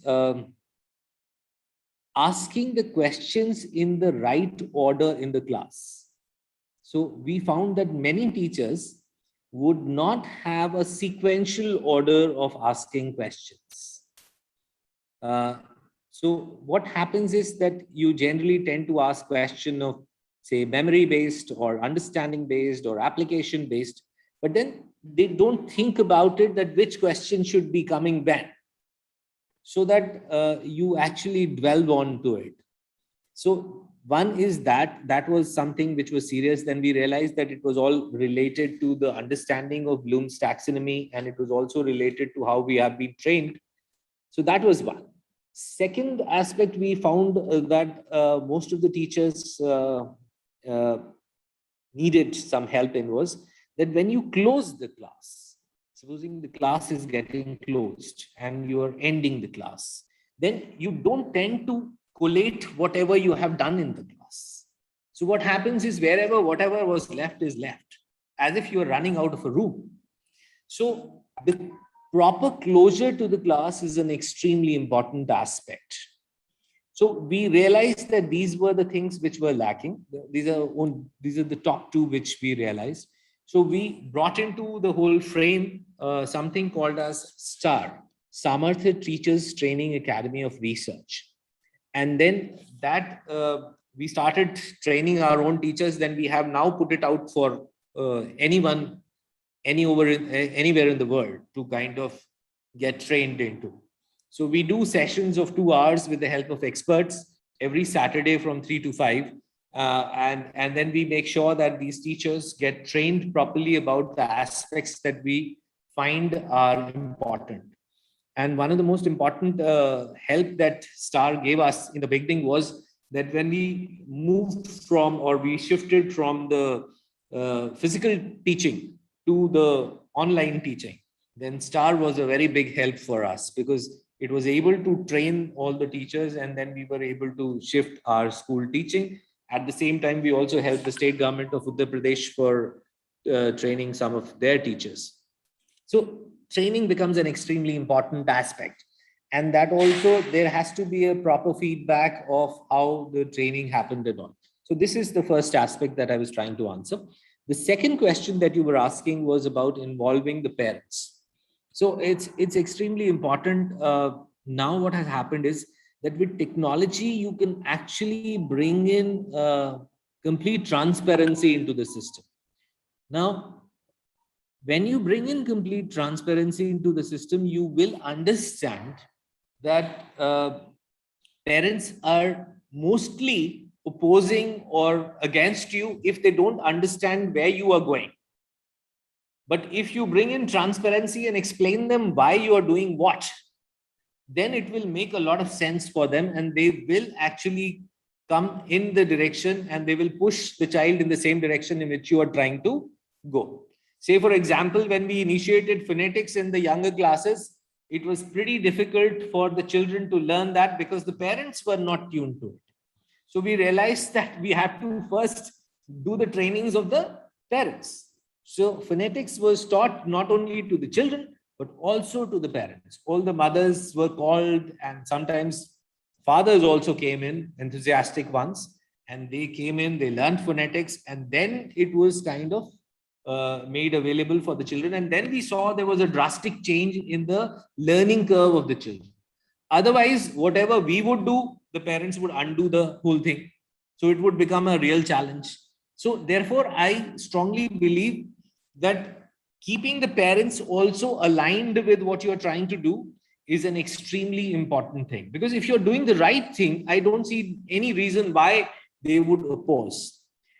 The second thing is that now, because with the technology, school has gone home, so parents have come completely aware of what exactly is happening in the class.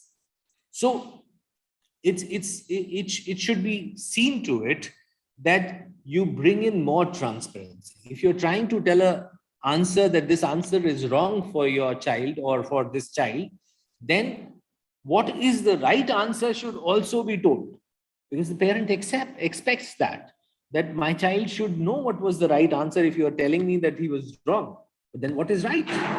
So all those things have to be bridged.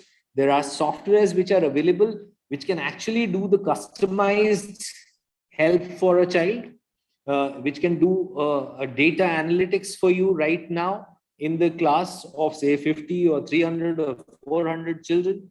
And it can tell you exactly how many children were doing bad in a particular concept and how many children were doing very good in a particular concept, which section children were doing well and which section children were doing bad. This kind of data analytics, which was not earlier available, it had to be done by the examination department or so. Now it is available with the help of softwares. So you just have to utilize them and make it available for the parents also, so that each parent can see that if my child is weak, then though my child might be having say 60% mark, and other child also might be having 60% mark, but my child's learning gaps are different from other child's learning gaps. So I can customize the specific delivery platforms as well as learnings for the children. So this is extremely important. Quite helpful, Mr. Harish. I'm going to go over to Ms. Pallavi with a similar question. How do you prepare, a parent fraternity to accept a sudden change or a complete change in the orientation or the way we are, transacting the curriculum across our grades, across our children. And when we have multiple contexts to a similar topic where every child might have his own interpretation of what we're teaching, how do you really try and prepare your parents into this? And specifically, in fact, I'm going to make it a little more relevant to the contemporary times. Today's world, there's no dearth of information available to children. I mean, the best example that I can probably think of from a very recent stuff is you have things like technology and the interpretation of various social aspects, whether it is history, whether it is social. How do these things actually make sense to children, and how do parents react to such diversified views around it? Yeah, so first thing about parents community, the way IB schools function is that we have all 4 stakeholders as equal partners in the school. We don't see parents as, it's not opposing forces. We cannot have, our objective is to create a conducive environment for the child to thrive, which means teachers, admin, the parents, and of course the management. Everybody is working together, and for that reason we have a lot of transparency, and we are very inclusive in the way we involve parents in policy making, in decision making, in orienting them. And it's a constant journey. It is not something that we do in a tokenship manner. So we have a parent community, like a association. And I have a meeting with them along with the teachers every month for all grade levels, right from EYP to grade 12. We will meet them for an open question answer session. They can ask us anything, they can try and understand. And what happens because of this kind of cohesion and this kind of partnership is that the decisions that we take are collaborative, and they are very, very beneficial for the child's growth. And that's why the context that we were talking about is so important, because you have, one is the social context, cultural context, and both these contexts can be used to develop an international mindedness in the child, where you accept differences, where you don't see difference as a threat. And that can only happen when everybody works in partnership and in sync. And that's what I wanted to say about how we include parents. So parents are, it's very open communication. Our culture is very, very different. It's for anybody who's part of the traditional setup will find it extremely democratic, because we do not have a top-down approach. It's very, where everybody has an equal voice, and we listen to students. The student council has a very strong voice. It's not like you can dictate anything to any stakeholder. It's about orienting everybody, getting everybody on board, and then moving together. So it's a very different culture from, say, what we might see in a traditional setup. That's one part of your question. I don't know what was the second part. Well, that's quite insightful. I would say, I think we've tried to touch upon various aspects of what contextual learning should ideally be and how maybe all our stakeholders should perceive it. We are left with maybe about the last 5-7 minutes. So I'll try and wrap up with your closing remarks from all the speakers. And at the same time, there are 2 questions from the audiences which I have. I'll probably invite the respective speakers to address. So here's a question for Mr. Harish, where Mr. Avinash Chawla has asked this question, saying that the interaction with fellow students seems to have become a very ineffective, as probably they've observed in case of their grandchildren. There's something in this digital context. How are you addressing that part of the learning? So interaction with the children can increase if you plan the class well and give the opportunity for the children to share their thoughts about the topic that is being kind of dealt with in the class. So for that, it's a very good idea if you can do the flip learning in the class. Means give the pre-contextual content to the children, so that they can, when they're coming to the class, the discussions can happen on the things which are relevant. Okay, so therefore you can, of course, I have shared a mind map right now on the group. which can be kind of shared. There are various platforms with which you can actually enhance the interaction in the class. There is a software called ThingLink. You can do a lot by doing that. So I think more platforms are there which can bring in more interaction. The quizzes can bring a lot of liveliness in the class whenever you are trying to have any quiz in the class with the children, with the platform of quizzes, because all of them can see their scores, how it is changing, and they can compare it with KBC. And many times you will see that a lot of children are fighting for becoming the best in that. I'm not saying that it's something which is bad, but to bring that liveliness in the class, you have to always achieve something new or bring something new onto the table. Because if you keep doing the same thing, children will get bored. I'm not saying that quizzes is the best thing. Quizzes is the thing that can break the monotony. But if you continue to do that again and again, it will also be monotonous. You will have to think something new every time. What's critical is to establish a balance of various activities, something that keeps them engaged and brings that novelty element at all times. I think I'm going to go to the last question, which is for Ms. Tanushree.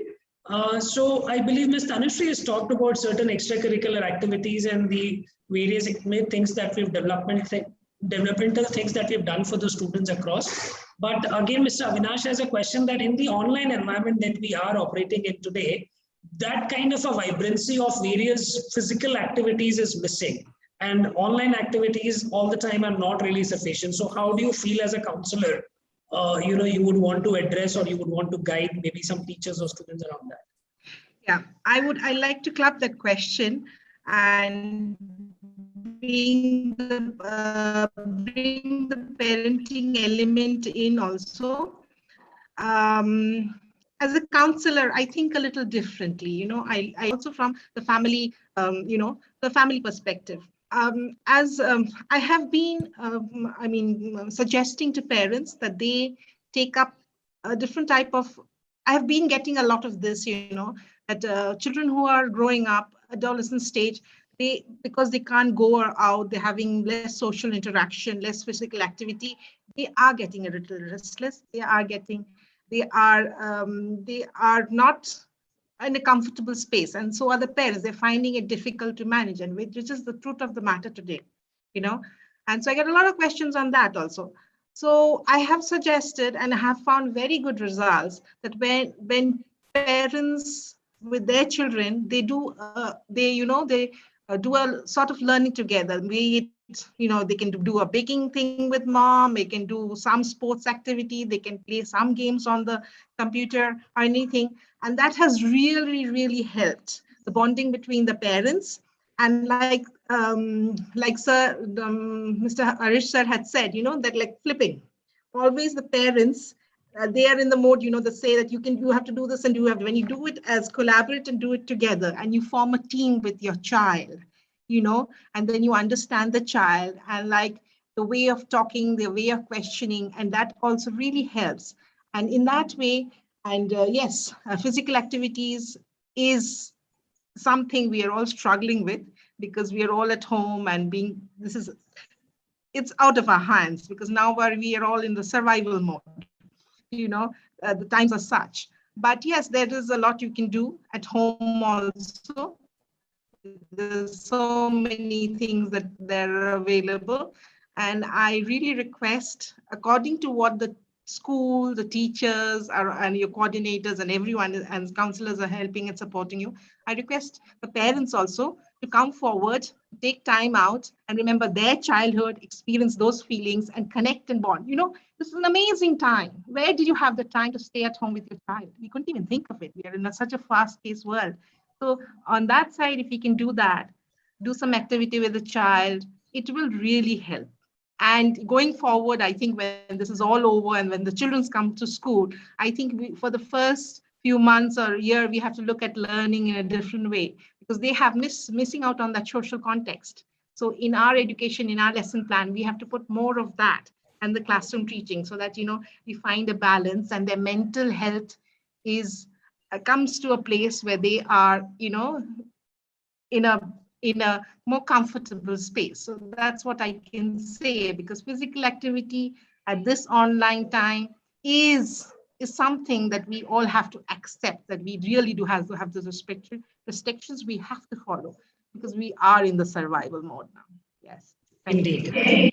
So that was quite insightful. And I think the only thing that I can probably sum up the entire discussion over here with is these are uncertain times. These are unprecedented times. These are times where collaboration is probably the key word, and all stakeholders in a child's life will have to probably come together, whether it's the school management, whether it's the teachers, whether it's the students, and most importantly, the parents. Parents have never played a more important role in a child's education the way they are playing it now. And the collaboration has become really, really significant for any kind of an implementation to take place effectively. And I believe it's a learning for all of us as stakeholders to play an active, constructive, and collaborative part in a child's learning. I believe that's the way which can help us sail through these tough times. And of course, continuing the same thing would probably add a lot of value when we come back to normalcy. Thank you so much, all the panelists and the audience. I truly enjoyed the session. Really, thank you for all your contribution and real insights, Mr. Harish, Ms. Tanushree, and the other panelists that we had. Thank you so much. Back to you, Rahul. Thank you so much, sir. What a remarkable and insightful discussion that was, I must say. And thank you to all the eminent speakers for joining us on this wonderful forum. So there's Pallavi ma'am, Harish sir, and Tanushree ma'am. And so these sir, you did a marvelous job moderating the whole session. Thank you. Thank you so much once again. Thank you so much for joining us. Thanks a lot. Take your leave. Sure. Now, moving on, I'd like to thank our partner once again, EduVacancy, for supporting this event. It is India's first placement portal for the education sector. EduVacancy helps candidates in finding their dream job, thus making the recruitment process simpler and faster. This has been one of the most favorite platforms for both job seekers and job providers for finding new opportunities and recruiting talented candidates. Now, thank you so much, EduVacancy, for supporting this event. Moving on to the third panel discussion of the day. The topic of discussion is staying ahead of the learning curve, teacher training for a disruptive era.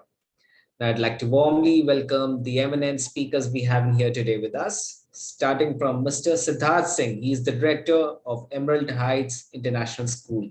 Welcome you, sir. Then we have Ms. Seema Handa, Managing Director, Eklavya Schools, Jalandhar. Welcome you, ma'am. Then we have Ms. Rashmi Malik, Principal, Salwan Public School. Welcome you, ma'am.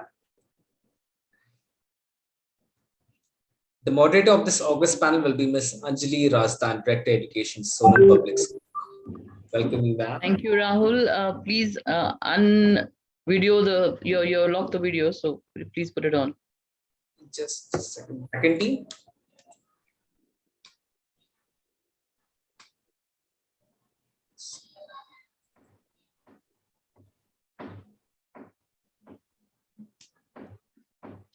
Yeah. Thank you so much, everyone, for joining us. Over to you, Anjali, ma'am. We may take over this discussion now. Thank you. Thank you so much, Rahul. So, very good evening. We were a little early and we were hearing the interesting discussion in the previous session. And it all looked like we are going to discuss something similar, but maybe on the lines. It's so good to see the wonderful panelists out here. A warm welcome and hello to Mr. Siddharth Singh, Ms. Rashmi Malik, Seema Handa ma'am, and of course, the group of ASMA, Global Leadership in Education. It's my privilege to kind of moderate the session, and let's hope I do a good job of it. So we are into this bigger discussion, which is to do with global, how technology enabled global collaboration, like how technology enabled global collaboration to bridge the gaps in teaching and learning. That's, I think, a bigger umbrella, topic. But what we are going to discuss here right now is possibly how the staying ahead of the learning curve, that is the teacher training for a disruptive era. Teacher training is, I think, according to me, the bedrock of all the things that's happening in our education system. Teachers are our soldiers. Teachers are the frontline people, the frontline workers in education, unless and until they are not properly equipped or upskilled in their professional, trainings and jobs. Everything suffers. Literally everything suffers. We have also been, as a background of the whole thing, we have been through the pandemic. It's been 15 months now. I was just calculating. It's been 15 months since we have shut down on the real teaching learning process, which was happening across, contact, where we could see the faces of the kids, where we could read their emotions. And 15 months down the line, I think we're all very different people. Pandemic has taught us a lot of lessons. It has taught our teachers a lot of lessons. It has taught us a lot of lessons. And I think this only savior in the whole grace is the the technology that has really, really helped us to be sane, to come out of this, to be just flowing, and of course, to learn a lot of things which the teachers have picked up immensely. They really picked up during these pandemic times, and that kept the education system going and flowing. And I guess with whatever its ups and downs, but I think it made a big impact. At least the classes were going on, the teaching was, nothing stopped, everything was going on. But yet everybody's feeling that little gap, that when are we going to see the kids, when is that real thing going to happen where we will get our old times back? But right now we are discussing a little bit of digital, learning, a little bit of curve. When will that flatten? When will it go up? When will it come down? In the disruptive era that we are still in, though we think we are really going to go out of it. So a lot of technological advancement has happened. I think it has probably been good for the better. We don't know. Time will only tell once we get out of it. But in the whole process, it has done a lot of good. It has done a lot of bad as well to all of us. So I'm going to just have questions to all of you, and let's see how the ball goes rolling. Though we can repeat, but of course, there's so much that you can add up. So I'll start with Mr. Siddharth Singh.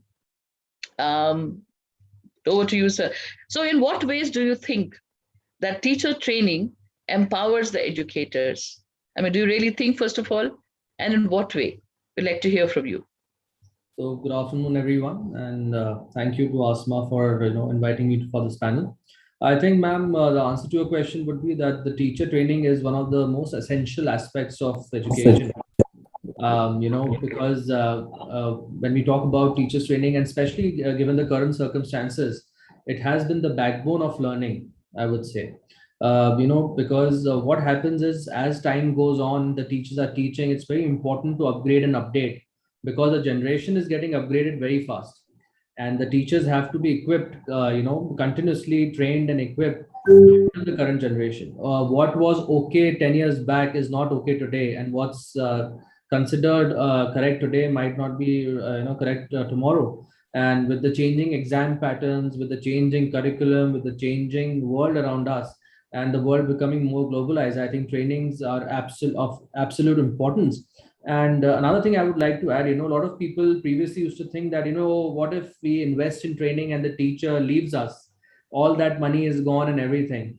And then someone told me, what if they stay and you don't train them? So I think that is very valid for training, that, you have to train your teachers, because the trouble is that if they stay and they're not trained. So I think training is a very important aspect of education. And I think all schools are doing a wonderful job at that. Thank you. Oh, that was wonderful from Siddharth Singh.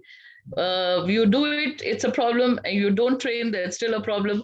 A lot of contradiction of terms. But yes, all said and done. Let's go on to Seema Handa, ma'am. Ma'am, what do you think? That will it empower the teacher training, or do you think it's in the interest of the management that, I think, if we train them, they're going to run away, like what Siddharth said, and if we don't train them, then what do we do with us? But do you think there's a third dimension to that in terms of empowerment, in your view, Seema, ma'am?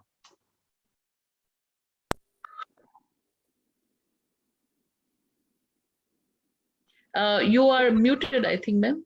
Seema Handa, ma'am, just unmute yourself.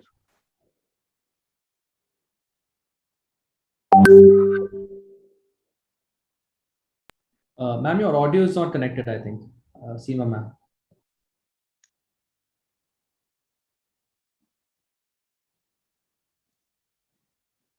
So this is technology. It also has its ups and downs. So Oh, to Seema, we are yes. all, good afternoon. I'm Seema Handa from Eklavya School. And as Anjali ma'am just mentioned, technology defeats the best of us. After an umpteen number of webinars, we still struggle with technology. And I think that in itself justifies the need for training, as we are just discussing.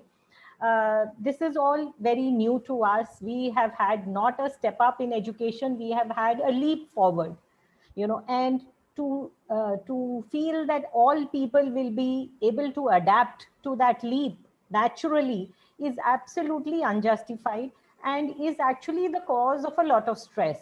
So training is what is going to equip us all, and training is also what is going to de-stress us. We are going to be able to implement what we have learned in the classroom only if we are stress free, if we are confident, and we are well equipped. And training is that tool which is going to equip us to be able to utilize whatever knowledge we have and to be able to cope with the new changes, the new technology that is now there. Somebody was mentioning, it's all nostalgia. We are never going back to what we were. So we have to accept that and we have to move on. And the only moving on is with the training. So there absolutely no question about the effectiveness, the efficacy, and the need for an ongoing training, not just a one-time technology upgrade, but an ongoing training which is really required. We are, as you rightly mentioned, teachers are the frontline workers, in the field of education. And in fact, we are equipping the next generation. So it's all the more important that we ourselves are upgraded and in fact a step ahead of our students. Otherwise, we will certainly not be able to keep their attention and guide them. So training is an absolute must. That was wonderful. That was really wonderful. In fact, you stole some words from my mouth. Yes, training is an absolute must, Seema ma'am. And I mean, of course, you do it rightly, it's fine. You don't do it rightly, it's still fine. But empowering a teacher, is basically empowering the entire society. Personally, we feel, and I think you said a very wonderful thing is that why a teacher only? Even the heads, the people at the management. I think if you're not trained, we do not see training in the right spirit, of the term training. So I guess, yes, it's an up to down process which has to be implemented first at the top, then at the bottom and at the middle levels as well. Also, that was wonderful. So over to Rashmi Malik, ma'am. What do you think? Is it an empowerment system, or do you think it's really wasting our time, teacher training? What about you? Good evening, everyone, and thank you, Asma, for having me here, and Anjali ma'am doing wonderful job as moderator right now. Training, teachers training. In fact, I think we all need training all through our life. Well, I mean, we are not talking about that formal training, but every moment we are learning. So we are all learning as human beings. So training is certainly essential. It does, empower anyone whoever is undergoing the training. So even if, sometimes you are in a webinar like this, you're getting trained. When you listen to the other, you're learning, right? And Siddharthi, you rightly said, initially even I had, those kind of thoughts that if I train them and they leave, then what? I got an answer from somebody which was very beautiful. They said that even if a teacher whom you have trained for 2 years or so and leaves, where is she going? So I said, she must be going to some other school. They said, okay, fair enough. So those kids are getting empowered though. So whatever you have taught them or whatever you have trained them, they are actually spreading your light. All right. So it is very beneficial for the management also. We all need to understand this, that if we are training one particular teacher, she is going to brighten up the world of n number of students, whether they are from our school or from other school. Ultimately, they are all Indian society or the world's citizens. right? So with that concept in my mind for past 10 years, I've been very much at peace with myself, and I keep a lot of trainings happening on the campus, and I train myself also, because we all are in this noble profession, and we need to understand that if we do not empower ourselves, we may be destroying the upcoming generation. And that's a big task. It's like a divine work which we all are doing. So training ourselves first, and then emulating the same with our team members is very essential, and it will certainly lead to empowering the entire nation, entire world. So Anjali ji, I personally really feel that training every moment is important. Whenever we are talking to our team members also, we are actually indirectly training them, empowering them. So formal, informal, digital, on campus, it does not matter as long as the learning is happening. So these are my point of view about this particular question of yours. I think super. I couldn't say it was amazingly good. I also felt what you said was so good about training a teacher is training an entire generation. It reminds me that when we talk about women empowerment or women training or whatever, women, and there's a saying which says you train a woman of the house, you're training a society. Actually, you're actually educating and empowering a society, not just one person, a girl for that matter. And so it's so much linked here. You train a teacher, whether it's a man or a woman, you're training a generation of people, because a teacher affects eternity. That's what the wonderful saying. So I couldn't agree less, Rashmi ma'am. You said it so beautifully. Okay, so I'm going back to Rashmi ma'am. So I'm going back to you and to Seema and to Siddharth Singh sir, going the reverse order now for my next question. So do you think the digital training mode is more effective, or is the conventional mode of training more effective? What do you think? You must have seen both the sides of the coin. What do you think in your view? Both are equally important. Now, just because we cannot, gather them on campus, so we are taking on the digital, platforms to train them. Digital platform has one wonderful advantage, which we all will agree, that we can call the resource person from across the world. So that is something which is very beautiful in this particular era, that we are able to connect to the best of best resource person across the world and bring them here on digitally, and then empowering ourselves also and empowering the team members also. For on campus, we have all the tools available online also for doing various activities which we used to do, sitting here on campus in the conference rooms or the auditoriums. One thing which I miss is the friendship which used to develop between the teachers, when they were on campus, sitting together, gossiping, having tea together, or having the lunch together or something. At that time, the bonding which used to happen, that I find missing in the digital one. But otherwise, I'm okay with both of them depending upon the situation and the resource person's location. I think both of them are balanced. I'm good with both of them. Yeah. That's wonderful. So you have equally weighed, saying, well, this has its pros, this has its cons, and vice versa. So in any ways, both are okay for you. I'm going over to Seema Handa, ma'am. I repeat the question. Do you think the digital teachers training mode is more effective than the conventional teachers training mode, and why do you think so? Seema Handa, ma'am.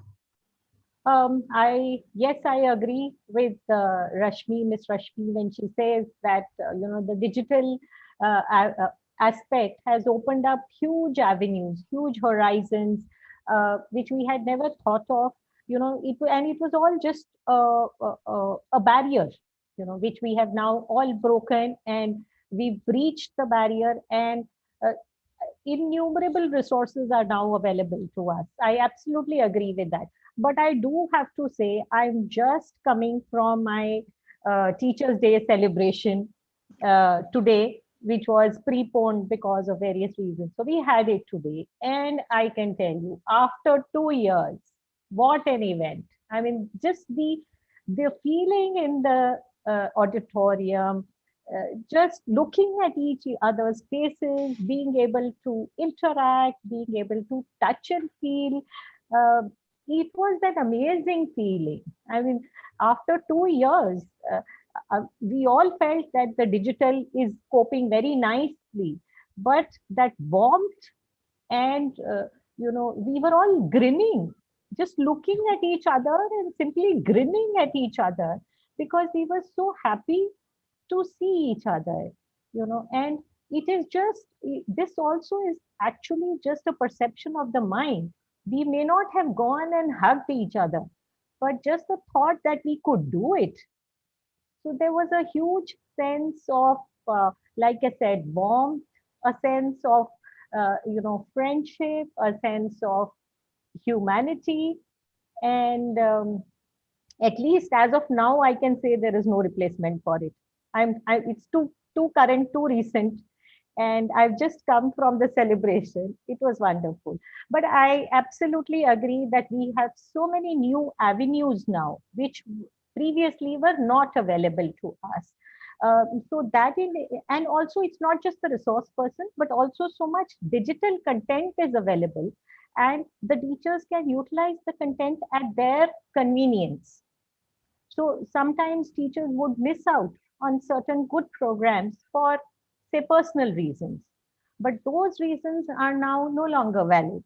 So all these benefits certainly have added and made life so much better, easier, richer for the teachers and the entire teaching community. So to that extent, I absolutely welcome the digital resource. So Seema Handa ma'am is for digital resources.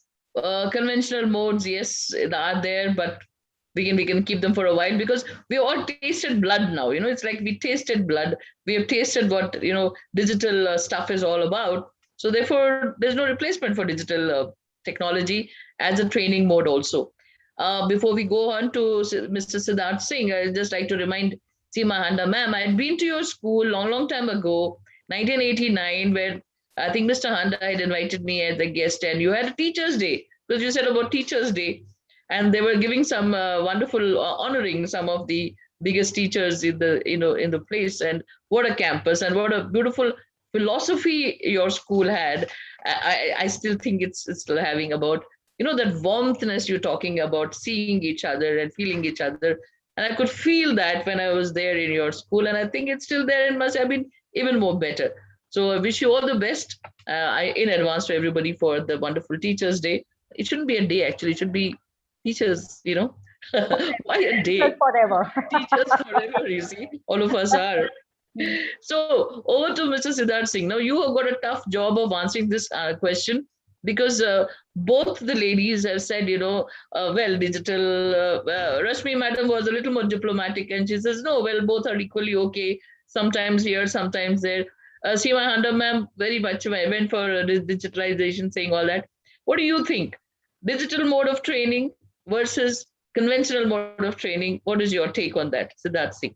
I personally think, ma'am, is that I won't call digital training more effective. It's definitely more accessible. I would say being, it's more accessible for a large population. I think that's the right way to go about it. And I think the future of conferences, the future of training, all that is hybrid. So everything is going to be hybrid or blended, whatever you want to call it. That means it's going to have the in-person element. At the same time, it's going to have the virtual element for people who are not able to be there in person.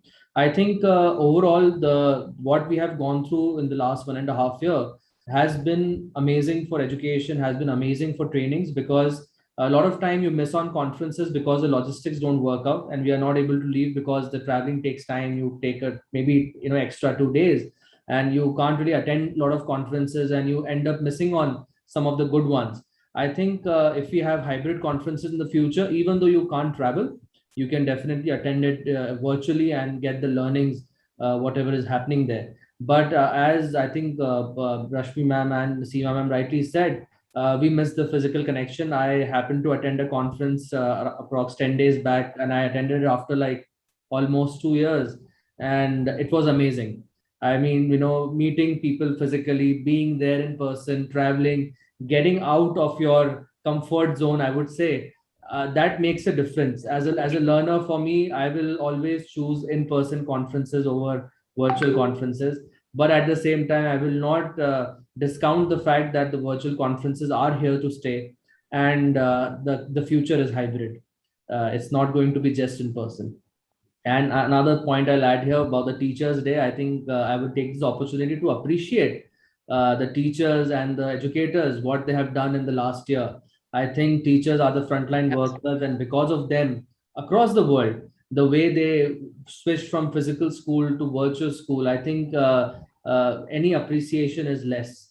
Any kind of appreciation. I hope that the government and the parents realize that of what sacrifice the teachers have gone through in the last year. Very true. Very, very true, and very well said. Yes, we must definitely acknowledge the contribution of our teachers, our frontline workers in education, in imparting all this. Nothing would have been possible without them, truly speaking. And none of us were ready to face this challenge, thinking that, teaching is a piece of cake. That's what people think everywhere around the place. But now, why teaching is a piece of cake? Even the parents have got to know that to handle one little child at home is a task, and the teacher is handling 30 of them, 40 of them in the classroom. So I think a lot of sensitization has happened all across the globe and our country as well. That's a good thing it has happened. So I am also talking about something like, now what we are talking about is definitely the urbanization, the elite schools, all affording a lot of technology and digitalization and stuff like that. But there is something called the rural sector who do not have the basic resources for technology, and in such a case, there's a lot of digital divide between the urban and the rural, and that's what my next question is going to be. But before that, I'm going to just say a few things about. I'm a teacher trainer. I've trained around 3,000, more than 3,000 teachers across the number of years that I've been here, with 40 years behind in education. I'm still training teachers online, as the CBSE resource person. But how I miss that contact teaching when it was with the teachers, when I would have simulations with them, and I would have that conventional mode of, just looking at the face and understanding whether they understood or not, or that covert and overt behaviors, how I miss that. And I'm sure anybody, whoever you are a trainer, you will vouch for that conventional mode of training, no matter, you can put a lot of digitalization in that conventional mode with one-to-one there, but definitely it has no replacement, because we are dealing with human beings. As teachers, we are dealing with humans. We are not dealing with files and factories and stuff like that. So dealing with humans has to have a little bit of humanity, a little bit of sensitive chords around which gets touched at times, and then that's how the teacher reacts. Well, that's my feeling as well. So I'm going to just read out a little bit to you about my next question about this digital divide between the rural and the urban sector.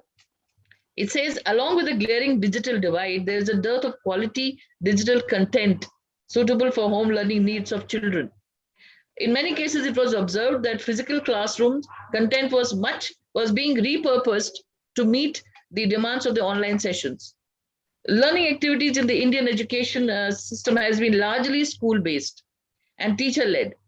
In the past, very few state systems had actually sought or supported ongoing parental involvement or even the community support in terms of volunteers and so on. Hence, it's not surprising that adequate resources to meet the demands of holistic home learning experience through digital learning, of course, such as workbook teachers and teacher learning materials, digital devices, reading books, were missing due to the budgetary constraints or the execution challenges. So this brings me to the question, the third question to all of you, and again directed to Siddharth, to you first. How well are the teachers from rural areas getting the opportunity to leverage the teachers' training in a disruptive era? How well do you think are they from the rural sector? Have you ever experienced that? We're sitting in our places, but rural area is another cup of tea altogether. So how well do you think they're getting the opportunity to leverage the teachers' training from whatever little they're getting in a disruptive era? So over to you, Siddharth Singh, sir. First, let us acknowledge. I'm sorry. Is there something? No, you're fine. Yeah, I'm fine. Yeah. So let us first acknowledge the fact that the problems of rural India, they are much different from our problem, when we are sitting in the cities and metros and all that. Their problem is that I know schools that actually shut down last year because the parents refused to study online. And obviously the school is completely shut and they're just giving them mark sheet based on their performance last year. And these are the big private schools in rural areas. So I can only imagine what's happening with the government. Now, what happens when we talk about teachers training? It's about access to technology, access to a stable internet connection, then access to devices.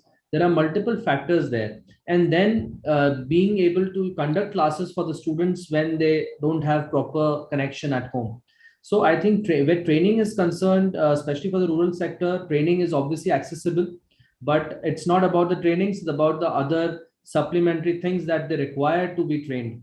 So I think the government has a big opportunity here in terms of giving connection, in terms of strengthening the classrooms, the trainings, and given this kind of disruptive era that we are in, I feel that they have an opportunity. I don't know how much they're using that opportunity, but they definitely have an opportunity of training the teachers, using centralized systems to make sure that every teacher who's working for the government schools across India are being trained or working for CBSE. CBSE has such amazing resources online which can be accessed and made compulsory for the teachers. So I think where training is concerned, there is a lot of material available online for free, and recorded sessions online on YouTube and other places. I think even our session is being recorded right now. It's going to be available on YouTube. So I think a lot of it is available, but the challenges are very different from what we can imagine or what we can talk about, and we can even understand. So there is opportunity, but the challenges are also very much there. That's very thoughtful, Siddharth. Yes, very basically you have addressed this issue. I go on to Seema Handa, ma'am. I probably am again talking because your school, your philosophy of the school, I know, is so much to do with even the rural, the kind of campus that you have, the people, the children, the philosophy of the staff, and of course the philosophy of you people is amazing. So what do you think? So how well are the teachers from the rural areas? Now, for example, today we are all here. Anybody from the rural sector? Not at all. Is a rural sector teacher or any of them coming on these platforms and talking about the difficulties of what they're facing, how they're meeting with the challenge? We're not doing that as well. So this is a tone to Rahul to please organize something of that sort in future, a blended kind of a webinar. So how well are the teachers from the rural sectors getting the opportunity to leverage the teachers training in this disruptive era? What do you think? Seema ma'am. Yes, absolutely. I think we are all aware of this huge divide in the Indian diaspora, whether it's education, whether any other field, maybe health also. There is a huge chunk of, say, rural or underprivileged people who are not able to access all the benefits of all the content and the resources which are easily available, more easily available to somebody in an urban environment or somebody with some kind of economic background. I would also like to mention here that when we talk about the parental community or the community at large, which you mentioned, in India, we have very little sense of a volunteer service or very little involvement of the parental community in the educational process of the student. This is actually a huge cause for concern. And I think one of the major lacunas in the Indian education system is the lack of parental involvement. The parental involvement is purely limited to, perhaps the economic transaction of paying the dues and a set of expectations that my child or my ward should acquire these academic skills as well as some amount of social skills. But I think a huge gap exists where life skills or value education is concerned, because that is not the purview of the school alone. That is a purview of the parents, the home environment, the society, and of course, the school as well. So that is an area which is missing. And sadly, this could have been a differentiator in the rural setting, where perhaps we are more equipped for homeschooling. Tasks which we teach or we want to teach through academics are easily available in the home setting. But nowhere has the government paid any attention to translating classroom academics into the home environment of homeschooling. So in which case, the resources required are already available. And these are very, very valuable lessons in life skills, in value education, which will be utilized once the child enters the adult world and tries to make a career for himself. So that I feel is a lost opportunity. But at the same time, I agree that, sitting here in an urban setting, perhaps we do not even understand or realize the challenges of a rural environment. I would like to mention here that as per the Center Square Foundation, around 50% of the students are studying in budget private schools. So at least there we have an opportunity of providing, some amount of teacher training, which is also available to government school teachers. And if you look at some of the governments, we hear about the Delhi government, which has done a lot on teacher training, has created a lot of content, and has been successful in delivering that content to the teachers. So I'm sure there are similar efforts in various state governments as well. But the digital divide does remain and is a reality. It's a fact of life which we have to accept. Very true, Seema ma'am. I mean, yes, we are accepting. I guess we cannot hide the fact that there is a large digital divide between the rural and the urban sector. And somehow, all of us, because we are in the urban sector, we have all the resources and technology. We are talking about, I think we are representing urban most of the time. But if you see the rural sector, what a different scenario it has completely. The kids there are hungry for knowledge, but the people out this side they don't have the the kind of tools or whatever techniques or whatever you say to give it to them. So it's a question of give and take, but then there is no give, there's only take. Well, as we have urban sector, a lot of give, a lot of take, but I do hope that even the outcome of all this give and take is equal to the outcome of the rural sector. Ultimately, it's the rural sector which really, we hear such stories of bravery, and we hear stories of the kids who have braved up the storms in order to become what they are today. A lot of people talk about the childhood and the schools and government schools and all that. So having said that, we are on to, of course, rightly said, Seema ma'am, we are on to Rashmi Malik ma'am. What do you think, according to what has been said by Siddharth Singh and Seema? What do you think is the kind of teachers from rural areas are getting the right opportunity to leverage the teacher training during these disruptive times, or you think it's otherwise, in your opinion, Rashmi ma'am? Anjali ma'am, I mean, it's the most painful area right now, because as educationers, we also have that in our back of our mind, that what is happening to the kids in the rural area, to the areas where they do not have the devices, to the areas where they don't have even electricity. It is tough. Yes. Yeah. But then, there are like, if I talk about the various categories of rural areas, the way I just said that there are some rural areas where there's no electricity, right? So there, I believe, I don't know, I don't have the facts with me right now, but there I believe that if the teacher is motivated, the teacher must be doing something or else for the kids, because it's a small environment, a rural environment, a village environment. So there they must be doing something for the kids, wherein, they don't have to follow the SOPs for COVID and all.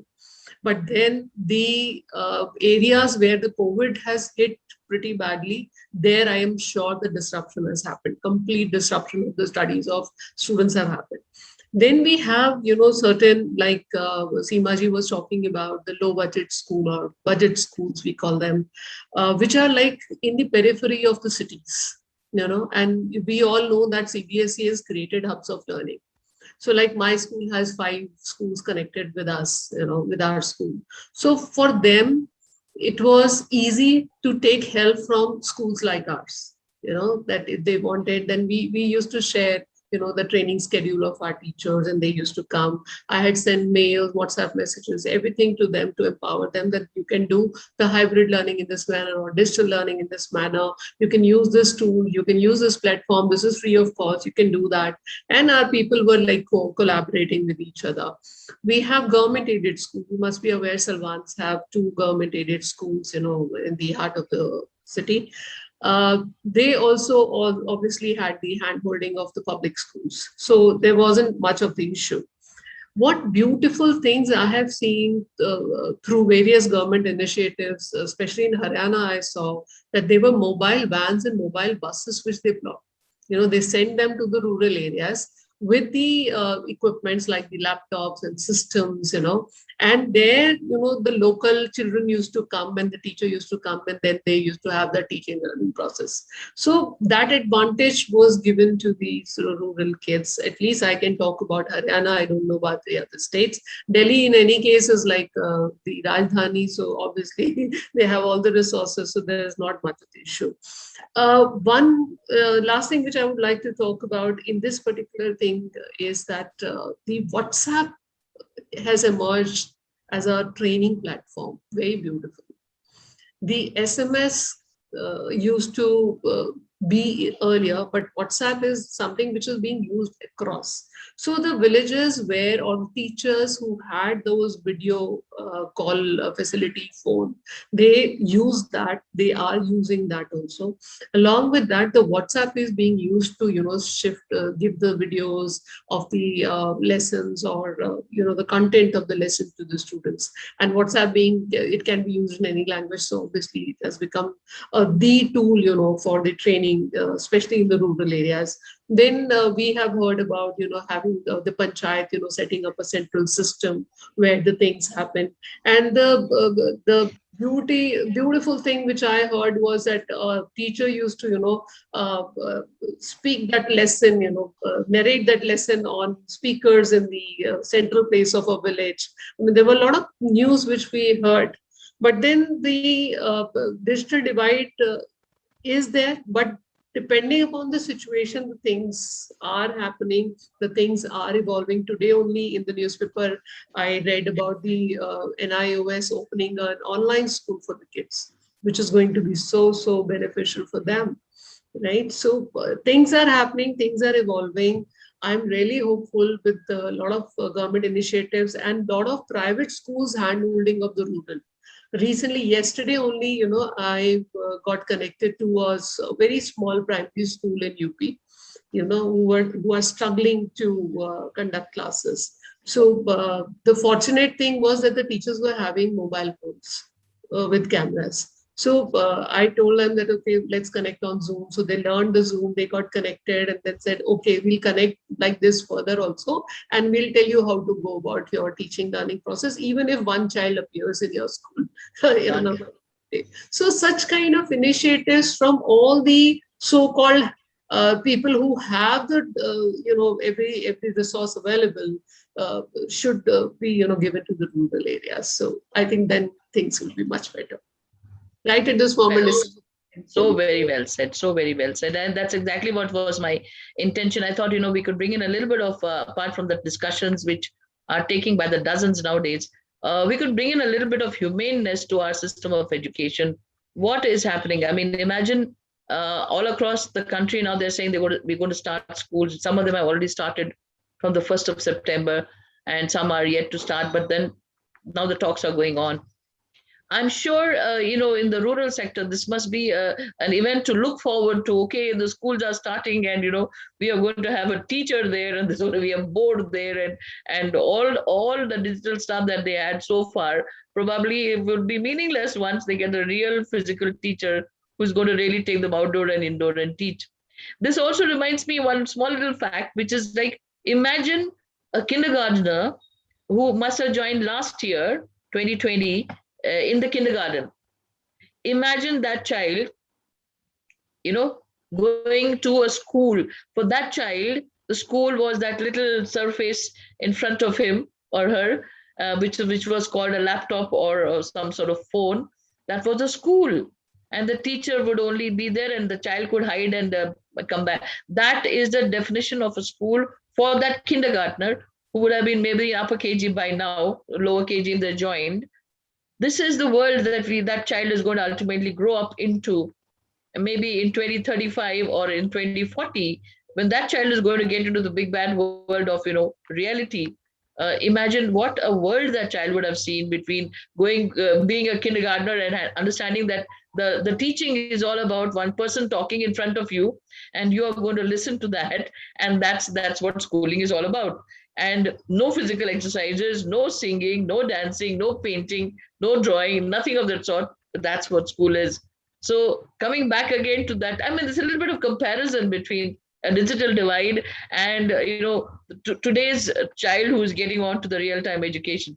Thank God we have seen the real-time education is all about. So also that you touched a point, Rashmi ma'am, that it's time that we in our urban sector schools, it's time that we reach out to those those places where probably they don't have even the tea of technology. I think it's time that when the school open up in the real time, of course, we must have this sensitization blending into a system, that it's time that COVID-19 has taught us these little things. And I think we must sustain them, and we must see that our children also are sustained with all these beautiful learnings that they learn from COVID-19. How do you help selflessly? How do you extend the help selflessly? That is, earlier it was help, but I think I need a prize for that. But now it's help without a prize.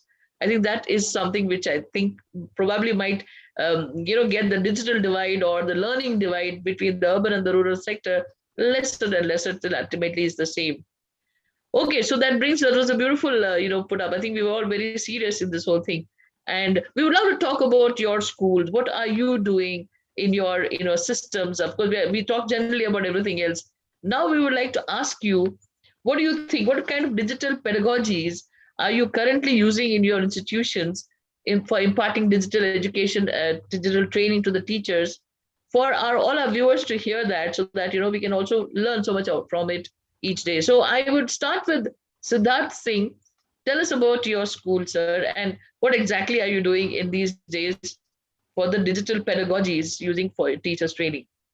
I think, ma'am, when we started initially, the idea was that, we want to give that kind of holistic education to the students, which we generally do in the physical school. So we trained our teachers accordingly. We got them training on how to use the, online platforms, how to use the online softwares that are available to you. For example, many software, I think majority of the schools are using Google Classroom or MS Teams or Zoom for conducting their classes, depending on the availability of whatever system they like.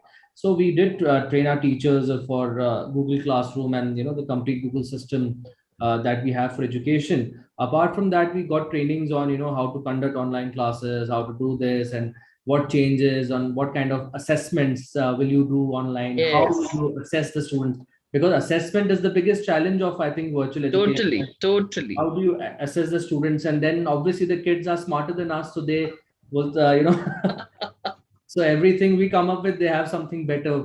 And I think initially, I think all schools went through that learning gap with students putting their picture on the camera, or putting a loop on a loop.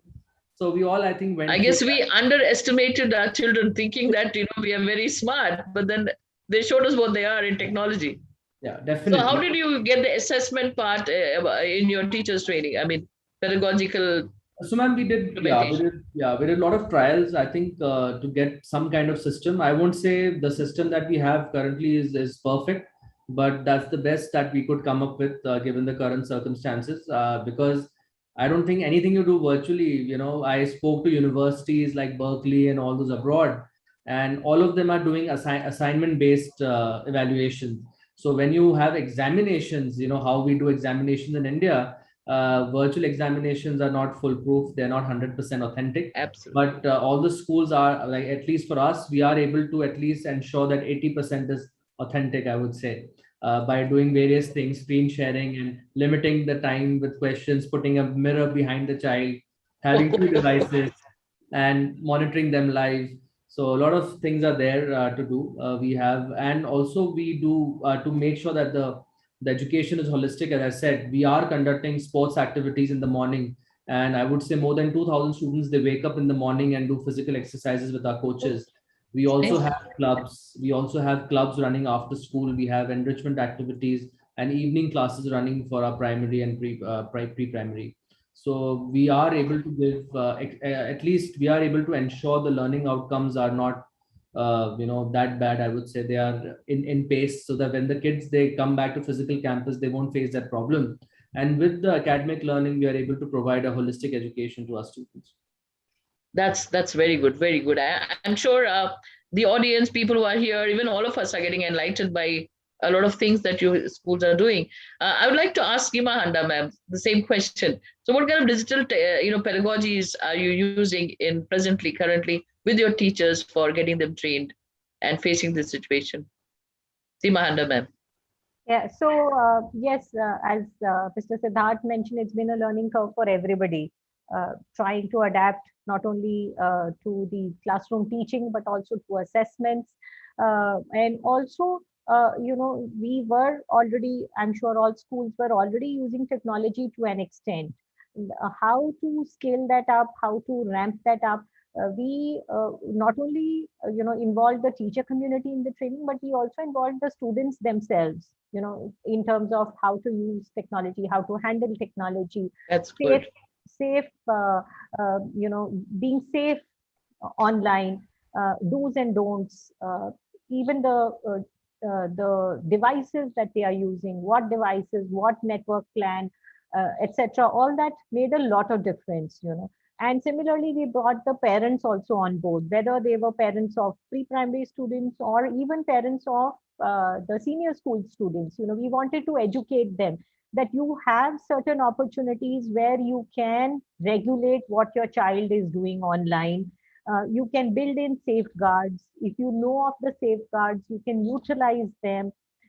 Be in touch. Be aware of what your child is doing at all times. Keep in touch. Even simple things like leave the door of the room open. Don't allow the child to close the doors. Let the child be, maybe in a public place, but and within the public space, create a small island or a pool for him where he can study, but he is clearly visible. His screen is clearly visible. So these were small tips which really helped not only to engage the parents, but also, make them aware and more intelligent about what is happening. Same thing for the students, like you said, students are smarter than us. Whether it's senior school students, of course, they were 10 miles ahead of us, but even the primary students, educating them was helped us in ensuring a lot of discipline and structure even in the online classes, which was a great comfort for the teachers. So it had to flow down from the teachers. First, we equipped the teachers themselves with all the do's and don'ts, and then we encouraged the teachers to have various sessions, ongoing sessions with their students and with their parent community, so that the class could be more homogeneous, and the parents also could understand the effort that the teacher was putting in. A lot of times initially there was a pushback from the parents as to, we are doing all the work, what is the teacher doing? But for the parent to understand that really for the teacher, this was a double whammy. The teacher is managing something which is totally new, absolutely, not unprecedented for the teacher, has been, suddenly thrust upon the teacher without any preparation or training. So they had to understand and appreciate that the teacher was giving the best, and also the fact that the teacher also had limited resources available at home, because the school teacher was no longer able to use the school's resources. So we had to initially depend upon the teacher's resources, which were also limited. So these were things, I think, which helped to sensitize the entire community, the teachers, the parents, and the students to, to technology, to the new application of technology. So that helped a long way, went a long way in making the path, the transition more smooth for us. And also, we have slowly evolved into how we are going to use technology. It is not merely a replacement of the physical classroom. That's not the intent. The intent is, basic intent of education is to make the child an independent learner. So here, now we have to reinterpret that objective through technology. So how do we do that? So, we depend heavily on Sugata Mitra's philosophy of hole in the wall, or SOUL, which is self-organized learning environment, which is very, very prone to technology. So some of our students in some of the classes were already very technology savvy. So they were in a way our, fountainhead. So if these children can do it, then why not the rest? So that for us was, a case study which was already happening within the school, and we were able to extrapolate it across various classes and across various teachers. So that was very useful. Of course, we have a very strong and structured training program within the school in terms of book readings and role plays and resource people, all kinds of topics that we take up, which are directly academic and also non-academic, which are more personal or social. For example, we've had book reading of the Bhagavad Gita, because there is always something to learn and something to absorb, not only in our professional life, but also in our personal life as human beings. True. So a lot of focus on the teaching community, as we've all agreed, whether the teacher remains in our school or goes to some other school, but the teacher should carry the stamp of Eklavya. Super. I was just wondering, in connection with what you said, Seema-ji, and this is also to Siddharth, and this is also to Rashmi, ma'am, which I'm going to come back to you, is that, have you ever wondered what happened to the children with learning problems? For them, getting on to digital, kind of mode of learning, teaching, what a difficult situation it is, though a lot of people are making attempts to see that is also addressed digitally. But making a child sit in front of the table, the place where they are, with the object in front of them, which probably restlessness which they have most of the time, and then getting them on to learn, what a task it is, because that has its own fallout also. Their digital technology possibly is not so effective, but people have evolved in certain strategies in even rationalizing that as well. And I'm now addressing this to again Rashmi Malik, ma'am, is about again, what are the current, the digital pedagogies that your institution is using to get this teaching across?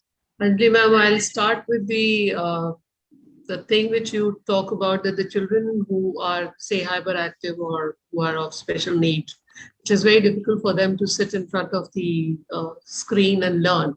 And we also, face a similar issue right at the beginning, and we address it. And I would like to appreciate the teachers who actually, coordinated with the parents and fixed up the time when the child was comfortable. So they used to take classes when the child was comfortable. Quickly, I'll be giving you the overview of what all we did. So March 2020, we went into lockdown. We were supposed to start the session, and we knew that online, it is going to be tough for the teachers also, for the students also, for the parents also. So a lot of, discussion happened, and the entire curriculum was changed. Change in the sense that we actually reduced or maybe concise it into the minimum learning objectives we fixed up, and then the maximum learning objectives that if we get time, we'll go to that. But for this session, we'll have minimum learning objectives. And after that, the first priority which we gave was mental and physical well-being of all the stakeholders. There was no excuse for that particular thing. That I mean, we were not compromising on this particular part to start with. So a lot of freedom given to the teachers. Lesson plans were tweaked, wherein we had the pre-lesson content and the during the class content and post-class content. So these kind of lesson plans we created immediately within a span of, I think, 15 days, the teachers were able to do that. When you talk about the assessment, they were non-threatening assessments. We are taking assessment after every concept in the classroom only through non-threatening way. Like we have a lot of tools available online, so we can do that. Right now, because our schools are open in Haryana from 6th onwards, and from Monday we are opening for class 4 and 5 also. Not many students are opting for offline classes. So we have to go for the hybrid class model, wherein we have the system set up in the classroom on the board, the Zoom, the participant who have joined on Zoom come on the board, and whatever the teacher is sharing is coming on board. So we have already, got that digital infrastructure in place, and the hybrid classes are going on. So overall, a lot of experience, a lot of flip learning, a lot of, the independent learners being created during this entire COVID time. But it has been a wonderful journey, and we're looking forward to, enhance the journey forward also. And digital, obviously, the online thing is very, very helpful, and it is here to stay. At least when we have the holidays due to pollution, we can always have an online school running. So that's something which is very, very advantageous. So Absolutely. I can see Rahul, so it is already 5:01. No, I think on a lighter note, I'm wondering how many times during our teaching learning process have we and the teachers, whenever we are in certain, am I audible? Am I visible? Can you hear me? I guess, these terms have got so much ingrained now that even if we are audible, we keep on asking whether we are audible. It's become a little bit of habit, new norms. And the other one is possibly, now I'm wondering when the schools actually open in the physical form, I don't know whether the teachers have to be retaught now how to teach, because probably it's forgotten. There's so much of changes that's happening that, there's no way that you can delete, or you can, hide behind the camera, or you can do all those things when you are in the real mode. So these are on the lighter side of things. Once we go back to normal, I think normalcy will really take a long, long time to set in, because again, we are now used to digitalization, So bringing that, it was a wonderful session. I know, Rahul, you're looking, but I'm going to ask all the four panelists, wonderful, three of you, a very quickie round, one sentence, a quick rapid fire round. You have to answer me in one sentence. Now, please redefine the roles of teacher mentors in the disruptive era. Can you redefine the roles of teacher mentors in the disruptive era in one line, in a few seconds? So I'm going to take, starting off with Seema Handa ma'am. What do you think is the role of the teachers in this disruptive times, mentor teachers? One sentence. I think the teacher's role remains ubiquitous. It is there. It is, you mentioned at the very beginning, the teacher is a second parent. That role remains whether online or offline. So the physical, the mental, social, emotional, spiritual well-being of the child continues. So the teacher is the second parent, is what Seema ma'am says. To Siddharth Singh, so what do you think? One sentence, one line about new role. They are the best guides that the students have, and to help them differentiate between the wrong and the right. So they're the best guides. The teachers are the best guides. They're not just teachers, they're also the guides to all of them. Rashmi ma'am, your one-liner on the new age teacher, are more compassionate. They're more compassionate. Wow. Compassionate, more patient, and more evolved now. More evolved. Wonderful, wonderful. More evolved. All of us, in fact, have been really evolved by now. So I think I'd like to thank all of you so much for this. I've learned so much also from every day is learning. And so I think even our mentors who are, going to be there, but the question still remains that when are we going to have this digital divide, divided and brought back to the level, leveling out the two, the urban and the rural, as well as the digital versus non-digital. None of us have an answer, but I feel that ultimately time will take care of itself. Time is the biggest healer. I'm sure it's going to levelize everything. So thank you very much, all of you, Rashmi ma'am, Siddharth Singh sir, Seema Handa ma'am, and over to Rahul for taking it forward. Thank you so much. Thank you, ma'am. Thank you so much, everyone. What an energetic and informative discussion it was. And I really thank all the eminent speakers for joining us and enriching us. And Anjali ma'am, you did a fabulous job moderating the whole session. Kudos to you on that. And it was an absolute joy and pleasure hosting you all. Hope you too had a wonderful time as well. Yes, we did. Thank you so much for hosting us. Thank you so much for your time. Thank you. Thank you, Rahul, for being there. Thank you. Bye-bye. Moving forward, before jumping on to the last session, I request the backend team to play a short video from our partner. You're looking to find the best education sector? Have you been searching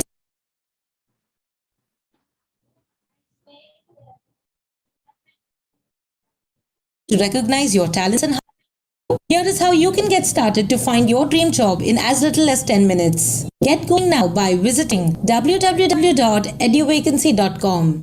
Once you click on register, pick the user type as candidate. You have the option to simply log in using your Google or Facebook account. If not, go ahead and fill in your personal details. You are good to go. Eduvacancy.com, a world full of opportunities. Wonderful. A big thanks to the Vacancy for supporting this event. Let's move on to the last panel discussion of the day. The topic of discussion is challenges and opportunities in building and managing the best talent for school business. Now, I'd like to warmly welcome the eminent speakers we have in here today with us, starting from Brigadier M.G. Jacob, Director cum Principal, Tashi Namgyal Academy. Welcome you, sir. Then we have Lieutenant General Surendra Kulkarni, sir, Director, Mayo College, Ajmer. Welcome you, sir. Then we have Mr. Dilip George. He's the Principal of Doon International School, Riverside Campus. Welcome you, sir. The moderator of this August panel will be Mr. Nitil Gupta. He's a serial entrepreneur, public speaker, career counselor, edtech expert, international admission consultant. Welcome you, sir. Thank you so much, everyone, for joining us on this wonderful forum. Over to you, Nitil, sir. You may take up the discussion forward. Yeah, I think thanks, Rahul. And there is one partiality, but I would say, keeping in mind we are in the education sector and we are all male candidates going to discuss this time. No female candidate with us, no. But that's that is one thing which is very important when you talk about the education. It's like important is like the female literacy is really, coming up, and I think that is something which is very positive about. Fine, I think that was just to keep it on a lighter side. Now I welcome all the eminent educationists, those who are present in this group, and I hope we all are going to be there to discuss more about the talent and the managing that talent in the schools. And I think although the topic was more of managing and retaining the talent in the school business, but I believe school is something which is about business, because the school is something from where we are actually giving training to the future citizens of the country, those who are going to lead India in the coming years. So I think that is something which is very, very important. And I, being an educationist and as even the career counselor, I have divided the school education into three parts. Nursery to fifth should be curiosity driven education. More we develop the curiosity of the kids, better they perform in their life. Why, when, how, everything should be there, in the primitive years of their life. 6th, 7th, 8th, 9th, 10th, I believe these are the very, very important years in a student's life, when they have to really build their concepts and fundamentals. Especially when we talk about 6th, 7th, 8th, 9th, 10th, these are the very important years in a student's life, and they have to build concepts as well as fundamentals. And I have given a concept for that, that is beam. Dictionary meaning of beam is a ray of hope, but for me the beam is basic English and mathematics. The students really need to work on developing their English skills and as well as the mathematical skills and analytical skills. 9, 10, 11, 12 should be vision development. They really need to work hard to develop the vision, what exactly they want to do in their life. And what are the future plans? What are the alternative plans? Plan A, plan B, because in career, that's very important nowadays. If you don't get success in your first plan, then what is going to be a plan B? So I guess those all things, we really need good teachers in the schools, those who can seriously take it forward. And getting good teachers is a serious concern, I think, nowadays not only in our country, even across the world. I think I being a career counselor, go to a lot of schools, not only in India, even outside India. And trust me, when I complete my session and when I go and meet principals, the first thing they ask me, Nitin sir, you go to so many places, can you help us out in finding good teachers out? Because that is something very, very critical nowadays, getting good teachers in the market. And I believe there are few things which I don't know that I'm not the authority to say that, but I think the CBSE, ICSE board, as well as the other boards, they should develop some kind of online assessment for the teachers, those who really want to take a teaching job. And that online assessment reports can be given to all the CBSE schools or the schools affiliated to that particular board, so that they can actually evaluate the teacher before they come to their campus for the final interviews or whatever they want to do. I think that is what I see that is something which is very important, so that we can get a good teacher who has got good knowledge, as well as good connection to the students, because connecting with the student is also very important for a teacher.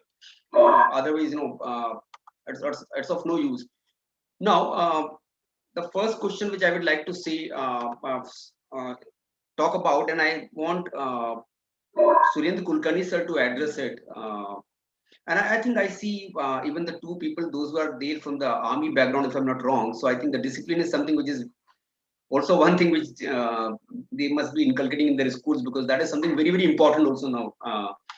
So the first question that is there going to be there is, what kind of procedure the schools should develop for talent sourcing and the talent assessment?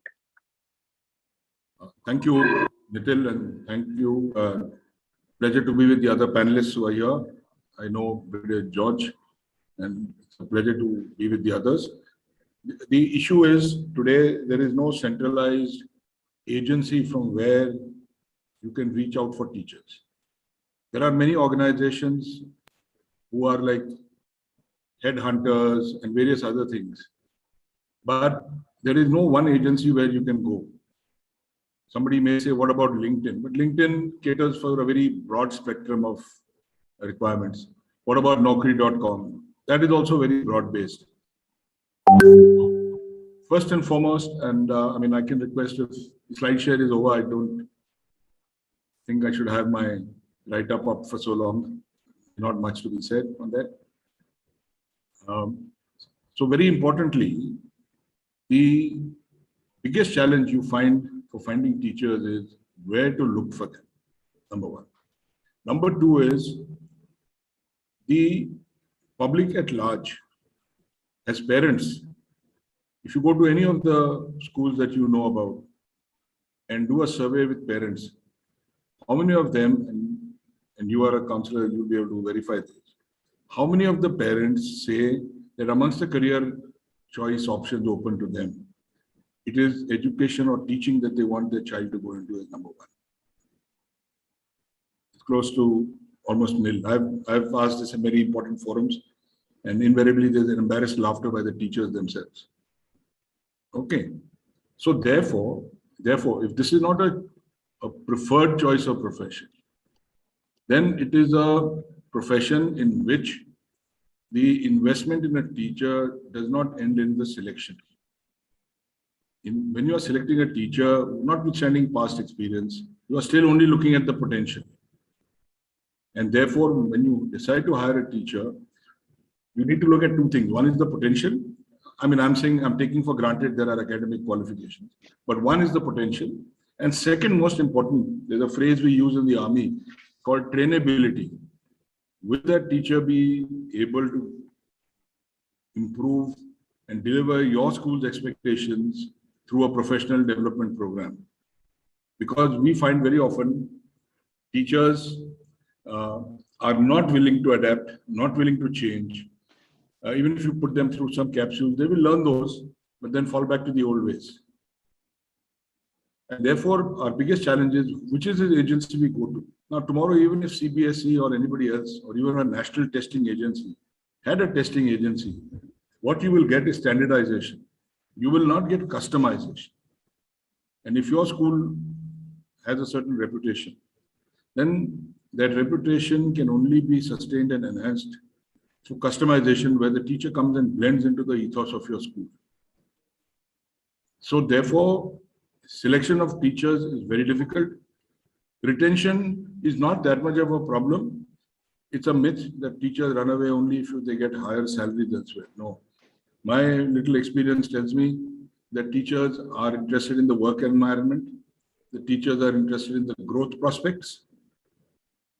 And in a small way, on a running basis, that is their work being recognized or not? Or are they a small cog in a very big machine?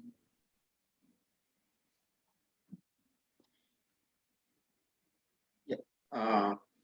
Thanks, sir. I think what you said was very true. As I said, there should be some common testing agency, but after that you said the customization is also required according to the school. And I think that is something which is very well taken in the group, because what you have mentioned about the customization and to blend with the culture and ethos of that particular school is something very, very important also. So I think I'm there with you, sir, on that part. But still, I feel that there should be some. I understand your part also that the teaching is something which is because I'm being a career counselor. I know when I talk to the students and say that you can become a prof or a teacher, they don't give that value to it as compared to the other professions. So I think what you're talking about is very true, that the teaching is a profession which people opt for when they don't have other good options available to them. I'm sorry to say, but this is the harsh fact, whatever you want to say it. Things are changing, but not that fast, I would say.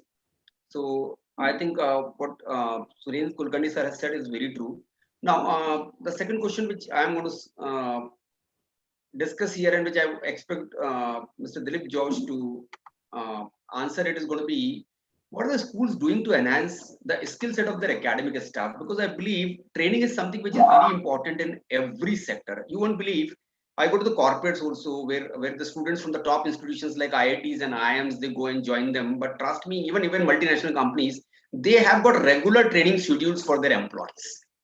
But I visited so many schools in the country as well as outside the country. But honestly speaking, I didn't find so many of them, those who are actually doing continuous training for the teachers. And I think for teaching community, if you are not doing continuous training and not working hard to enhance their skills, I think students are going to be, more smarter than the teachers. So it will be very difficult in coming days for teachers to teach them.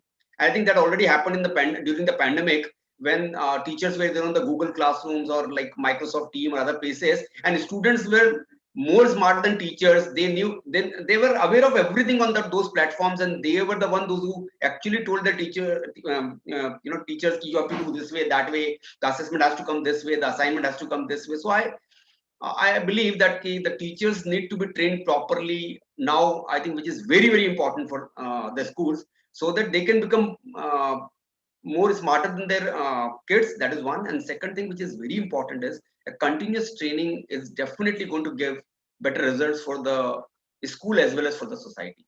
Josh, I think your views on this part. Yeah, good evening, Mr. Gupta, and to my co-panelists. It's an honor to be on this panel. I think what you rightly said, that the training is something which is a continuous process which should continue. What I look at is, as especially during this pandemic, there are two aspects to look at. One is definitely enhancing your technological skills, so that you are in par with the students. What you rightly said, that the students are more tech savvy than the teachers. For me, I come with a computer background, so it has been always easier to handle technology, but I've seen teachers struggling with the basic setups, even if you have a smart classroom to operate it. And even, doing n number of trainings might, fall flat. I have worked with a school where a huge investment was made to completely move into technology with smart classrooms, teachers being given laptops, all digital content and all, and enough training also given. But over a period of time, we saw that the use of those content and the use of the smart boards was stopping gradually, or either the teachers were not very comfortable because they come across some technical issue, either the network is down or there is some loose contact, and the time in the classroom is wasted to set up this whole thing. So they decided it's easier, okay, we get back into the normal teaching mode. So it's something which is to be continuous throughout, to keep yourself upgraded. The second aspect of training is your delivery of lesson. How you interact with your students, how do you reach out to your students, so that the teaching learning process is active. And I think that's more important in the current days. So even if you are tech savvy and you are doing an online class, but if you are not able to connect with your students and if you're not able to engage them, again, the effectiveness of the teaching falls flat. So two aspects that we have always focused upon. One is definitely the technical aspect of it, to train them technically, to be tech savvy. And the other side is also to deliver lessons using various pedagogies, whether it is active teaching and learning sessions to be done, blended learning to be incorporated, competency based education to be brought into. So these are different jargons which are now out with the new education policy. There are a lot of new initiatives which are coming in, but until and unless the teacher comprehends it and practically understands what has to be done or how this has to be done, it doesn't work. Even the teachers with good number of years of experience, to change their teaching style is not easy at this point of time. So it's something which we need to do on a regular basis. There's a lot of hand-holding that we do. Our annual calendar has training sessions defined throughout the period at regular intervals, and it's a mix of different things that we do. We have teachers assigned as buddies to a teacher who's probably struggling in terms of delivering. We have observations where the purpose of observation is to give a productive feedback and suggestion to the teacher, not to criticize on how they have taken the lesson. So, an idea which can be shared that, okay, this topic could have been taught in a particular way. So the HODs do the observations, the coordinators do the observations, and our focus on the observation and the feedback has been to enhance the teaching learning process, not to find faults in what or how the teacher is saying. Obviously, once your selection process and the intake of teachers are in place, and if you have the right team in place, I think 50% of the task is taken care of. The rest is to just get them into your own system and train them, orient them into the way you want them to deliver the lessons. And I think both these things work out pretty well. So it's just a 50-50 balance of your pedagogies and your technical, training that we focus upon. Thanks, sir. I think what you mentioned was very true, that the teachers, especially the HODs of the different departments, they should observe, they should, understand, and they should develop a concept out there in that particular department, how they can teach the learning process, teaching methodology and the pedagogy and everything out there. So I think that is something very, very important here. Now, the next, which I'm going to ask, is going to be to Jacob, sir. That is more about, similar kind of question, I would say, but in a different way, I'm going to put it. How are the schools working on upskilling the technological talent of the teachers as per the need which is now there in the market after pandemic? Because, technological development, not only from the term in terms of teaching on Google Classrooms or Microsoft Team or some other Zoom or some other platform, but the most important is the assessments. Especially the assessment is going to be a difficult task. Although you can have a proctored assessment system out there where you can keep an eye on a student very well. Like, I think that is always can be there, but still, as we know that they are smarter than us on that part. So assessment is something, up to assignment you can do very well. Classroom teaching you can do very well out there, but assessment is something where most of the schools are facing difficulty if it is online assessment, and that is when they are taking it from the students, those who are sitting at home. So I just wanted to know more of Jacob sir's opinion regarding this particular. Thank you, and Nikhil. It's wonderful to know you and Mr. George. Jan Kulkarni, of course, he is an old boss, so I am quite familiar with him. Hello to everybody. Coming to the issues, you addressed two aspects. One is the teachers' training, and the second part of the assessment, which is also a part of it, actually. Now, to be very frank, nobody knew this would happen. So we hit the platform running just like you run out of a local train in Mumbai, and it happened that way. And I think it was just sheer necessity that everybody has adapted and learned a lot. But in a span of 1 year, what I realized was the two things. One is you have to constantly guide people who are weak, which means there are some young teachers who will always adapt and learn a new thing. Some, the elder lot, no. So maybe what I did or what we did in school was, we got them once in a while back to school, taught them a few things. We had this tech-savvy guy sitting in the afternoon, giving a little talk to them, playing out what can be done, what are the tricks that you can actually do with technology. And that alone has actually met bulk of our requirement. Then the other issue, for example, we are all shy of going for a licensed option of Zoom or any for that matter. It's expensive, not very expensive, but it does cost money, and there is a financial implication. I realized moment I licensed around 36 licenses, and I gave it to teachers and I allowed them to share it to the junior classes into them. They automatically, shifted the timings to later timing. Let's say the class wanted it, okay, an extra class in the evening and no limitation. You want to do something. A lot of flexibility came in, and I was surprised. Some of them actually identified a lot of add-ons. Zoom has got a lot of add-ons and stuff like that, which you can actually utilize and play up with. There is an automatic. When you have license, you can actually upload a lot of it on the cloud. Use those videos. So you give them the space, they adapt. That's what I realized. Otherwise, this technology is not much beyond what a teacher is handling in a mobile with the children, and how, not much beyond that, except the very, very senior lot. So that has been the least of my challenge. But the second part of the challenge was, assessment. Now, this took me a year to realize that there was a couple of companies which uses artificial intelligence to actually give an assessment, but turns out too expensive for me. I mean, it's not worth, what you say, not enough bang for the money that you're putting in. And, it doesn't give you the kind of thrill that for the investment that you make. So what I did was I switched the mode of assessment. For junior classes, it is now oral tests.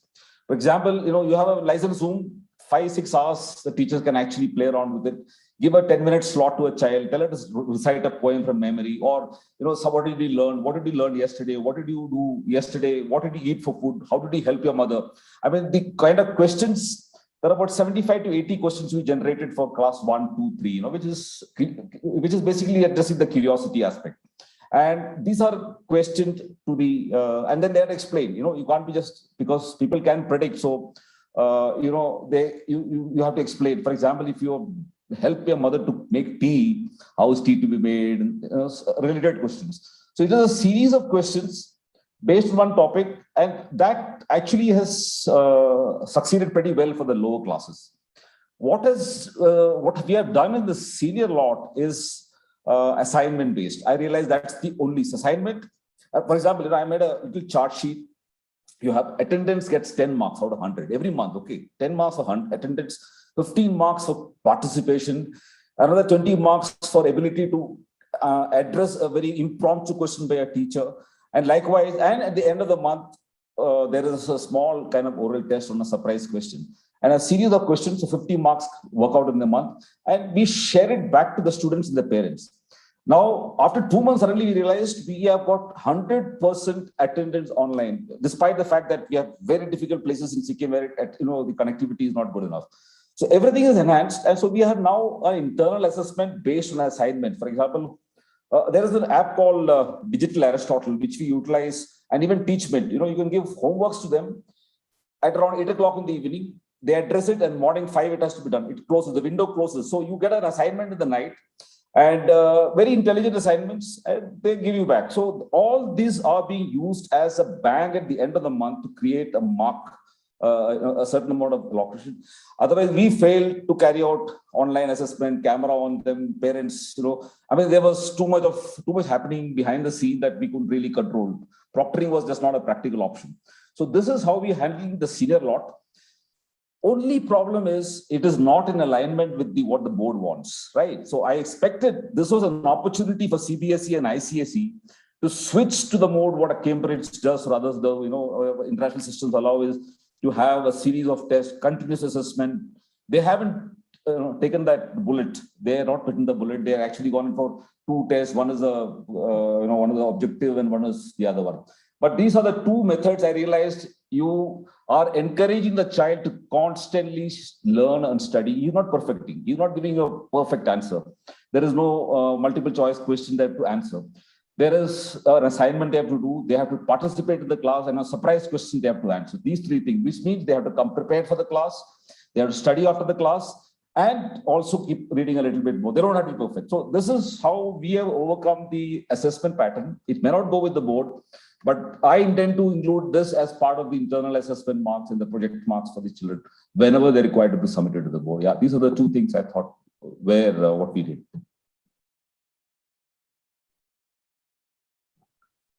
Mute. Yeah. I know one thing very clearly. The assessment is something where everybody struggled. Most of the schools, because I spoke to so many principals at different locations in the country. So I think they really struggled with the assessment part. Assignment was easy. Teaching was not that difficult online, but assessment was something which was very difficult. Keeping in mind the students, they also are smart to do a lot of activities where they try to get different unfair meals also because they are at home. Fine, I think that is it. Second, you mentioned that you even use the different kind of apps out there. I'm happy that you mentioned one where I am mentoring the founder of that company called Teachment. I think Sengupta is the founder out there in that company, and I am the one who is mentoring him for the last 1 year or so. So I'm happy that way also. Now, the next thing which is very, very important is in most of the organizations which I have observed, even in the government organizations, even the private organizations, for example, Google is there, Microsoft is there, especially the top organizations, the the Tata out here in India. Most of them, they have raised their own in-house employees to reach to the top level out there. That those are the CEO or the chairman out there. I think the Tatas, they have got their own TCS guy who has become the chairman. Microsoft has got their own initial employee who is the CEO, although he's an Indian, but I think he was an initial employee with Microsoft. He's the CEO now. So I think these organizations really invest a lot in developing their own people to grow over a period of time as the leaders out there. So my next question is going to be there to Surendra Kulkarni sir. What is your view on this particular part? I'm just going to repeat the question here. Yeah, no, I'm okay. It is always good to develop leaders within the institutions. So identifying teachers inside the schools who should be invested upon is a critical talent management challenge. How schools are addressing this problem? Yeah, it's a very interesting question, but I can, with your permission, just comment for 1 minute on this assessment business. Yeah, first. Yeah, yes, the whole principle of assessment, online assessment, and the problems we are facing with it rests on the premise that the student is a cheater. You understand? Yeah. The problem we are facing is because you assume the student is a cheat. That means the problem is in the manner of the assessment. You are encouraging that guy to cheat. Today, you tell me, if I ask you a question, you don't know the answer to it, won't you quickly search in Google or some other search engine? Will you or will you not? It is not an illegitimate form of looking for information today. The problem is in the way we are setting up the assessment, and then you are blaming the candidate. But if you ask open-ended questions in which he can't get the answers from Google, if you ask questions, as Brigadier Jacob rightly pointed out, follow it up with a small viva, you will come to know in half a second whether the chap is doing it or not. The challenge that came up last year was not in this setting open-ended questions, which took some time to get the faculty to also understand. The problem was it got undone by the board, because the board banked on the online assessment. So now what has happened is last year's experience and the way the CBSE declared results, and so did the ICSE Council, that parents are quite happy to encourage their kids and support them in doing this, because they'll say, yeah, your online marks will be counted. Right? Whether he learned, not learned is baad mein dekhenge. Let's get the marks first. Yeah, that's all right. So the fault lies with us who are on the assessment side and not on the candidate. We are hitting the wrong target. Coming back to the issue of breeding internal talent. Yes, it has been done in my own school. We've had some predecessors of mine who were teachers and went on to become the head of the school. In one of my predecessors taught here, then went and in fact headed Brigadier Jacob School, also came back. There are 2 or 3 issues which all teaching fraternity must understand. Number one is when you're looking for internal growth, you have multiple candidates. And the positions below the head of the school are only so many. Maybe a vice principal, maybe head of academics, maybe one or other thing. So therefore, if there are 10, 12 teachers who are aspirants, there's only scope for so many. Now, in a school like ours, which is very old and has a certain standing, people feel that if a teacher has been here for some number of years and has created some credibility, there are many schools who are willing to offer them positions, either vice principals, principals, headmasters. So some of them prefer to follow that route, and they go out. And in some cases, if an opportunity exists, they'll come back. But so, therefore, this internal growth must be seen in 2 parts. One, that do you allow them to grow into your own organization to head it? Or do you grow them in a manner that they're good enough to head other organizations? Seen, like today, I mean, I can very proudly say there are at least 10 prominent schools in India where our teachers are heading those schools. And before that, even many more. Okay. So what effect does this have? It has 2 effects. One is that the teachers who are in school believe that their work will get recognized not within the boundaries of the school, but beyond. That's how people will look for them and engage them. Second thing is it has an impact on the inflow of future teachers, which to my mind is the biggest gain.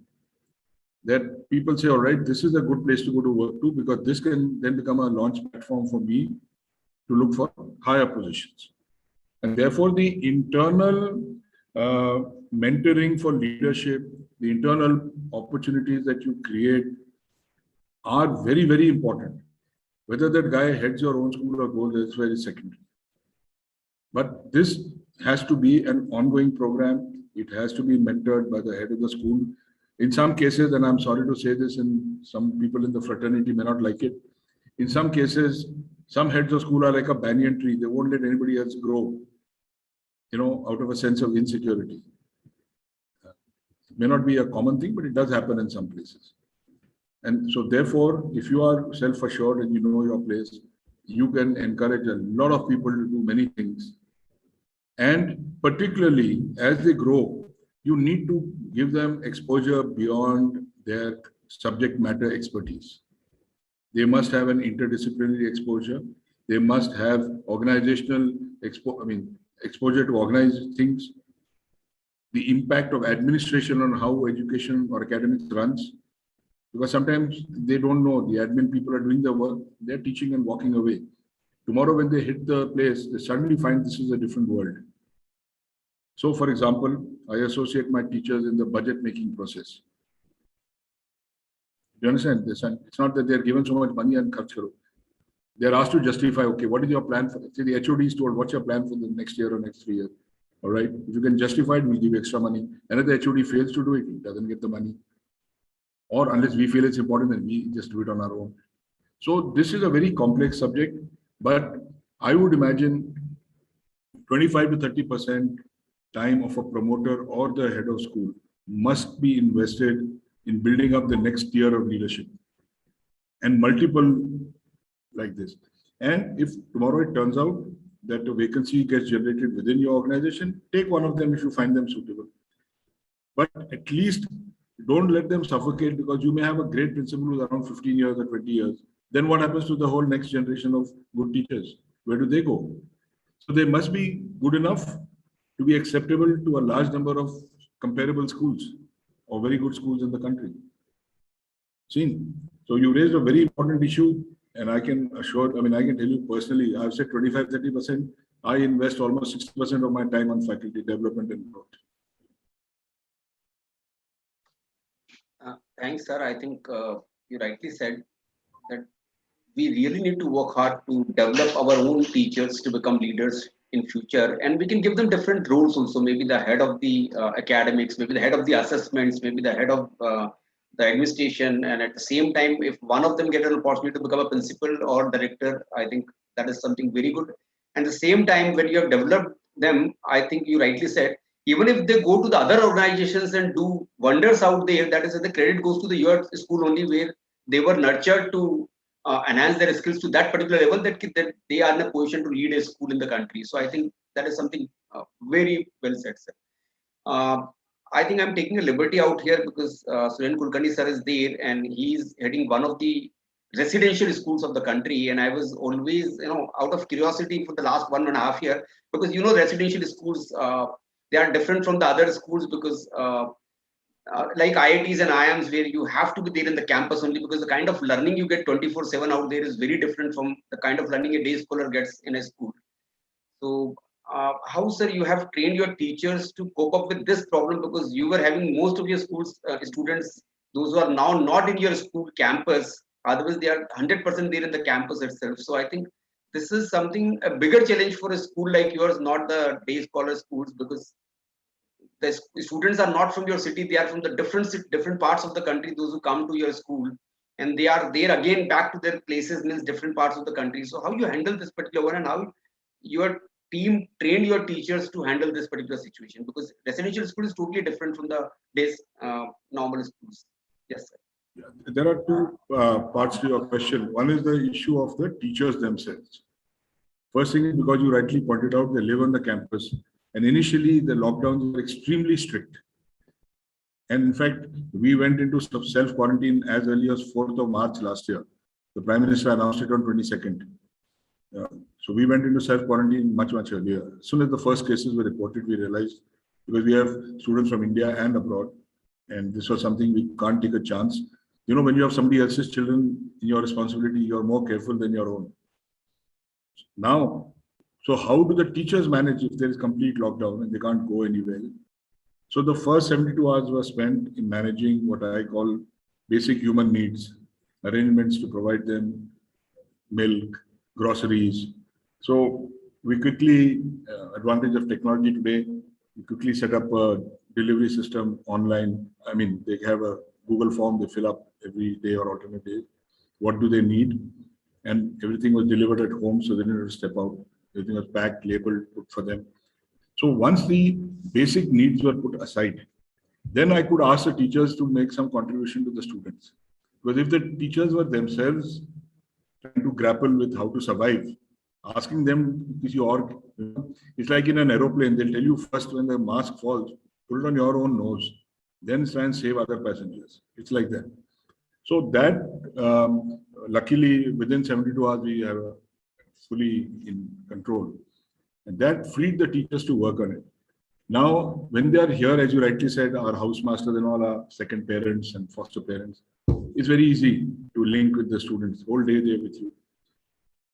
So we had to create both informal and formal structures of communication. So the first thing we did was, we said the points person is the class teacher, the section in charge. The link for your online class every day will come through the person. So the class teacher is in touch every day. The link is also shared with the parents. So he's number one. Number two is the subject teacher who comes to teach that particular subject, who would also connect. Number three is the housemaster, whose responsibility didn't end just because the boy is at home. So he was continued to play his role. And the fourth was, we have a system of called tutors. They are part of the house system, but their relationship is informal. And it's my personal belief that a successful tutor perhaps could contribute the best in connecting with the students, far more than the official channels. And of course, the headmaster, myself, we were always available. And then there were a series of communications that we sent out to parents from our side. What is happening? What steps are we taking? What changes in technology, pedagogy, COVID protocols? How are we adapting and rolling out? And I mean, I'm happy to say, this has been reported in the media more than a year ago, as to how we managed to stay ahead of the loop. Could have been fluke, it could have been planning, you can say anything, but we managed to stay ahead of the loop. And that gave parents immense confidence. So in January, second half, when the government of Rajasthan allowed children to come, by March, they allowed from class 6 and above. But I'm happy to announce that more than 90% of the children came back on campus. Okay, and that it was obviously with parental consent. They couldn't have come otherwise. And it was a reflection of the confidence that the parents had. When the second wave became very bad, and though the district administration said, we know you're all in a locked up place, you can continue, we have no objections. We chose to send them back. And many parents told us, sir, look, please don't send them back. I think our kids are safer with you than they come back home, because here they will roam around, meet 20 people. You can at least control access to them. So I'm not saying it is all a positive story and all happiness, because it is a challenge and no use pretending it wasn't a challenge. It is not online or distance communication is no substitute for the boarding school life for a child who's used to it. And now again, we've been given permission to open up. So now starting this Sunday onwards, again in batches, boys will come as per our quarantine protocols. Thanks, sir. I think I am happy that I have taken this liberty to ask you. And I think now we all have come to know that how a school like yours has handled the situation, because most of the other schools, when they are the local schools, they have got the kids from the local city only, but you have got the kids across the country, and not only across the country, even from the other countries as well. My next question is to all the three of you, and I would like to have answer from all of you, because there's something very, very important in this pandemic situation. The question is, in this pandemic time, how much responsibility schools are taking in enhancing the mental health of their teachers? Because I know not only, and this, I'm not talking about your schools, but I know a lot of schools where even few teachers also died due to the corona, especially the second wave. And because of that, the other teachers got so afraid of it, because so many schools invited them to the school to take classes from school, because there are teachers who don't have that kind of facility at home, so they were invited to the school only to take classes online. And I think in the second wave, so many of them died due to corona. Even a lot of schools in the country where the teachers died.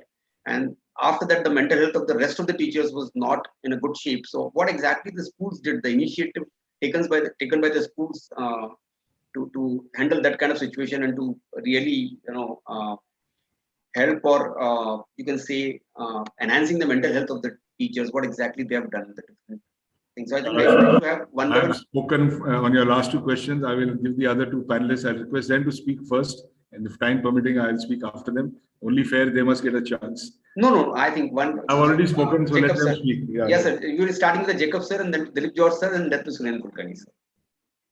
Okay, there are two aspects to these, the issue of mental health of teachers. One is that they are expected to actually help children in their problems, related to mental aspect. That is one part of it. Second is, they are also been subjected to the same kind of stress as being living inside. And still worse, what I found worse was the extreme observance by parents. I mean, you have a child sitting there and a parent feeding the child, it happens. And if not, the parent is actually watching the quality of the teacher, the consciousness level, and that as it is preparing for a class is not a very easy thing, and online it becomes more difficult. And now you have a parent sitting and assessing this child and also feeding me the inputs as if I am not aware of it, right?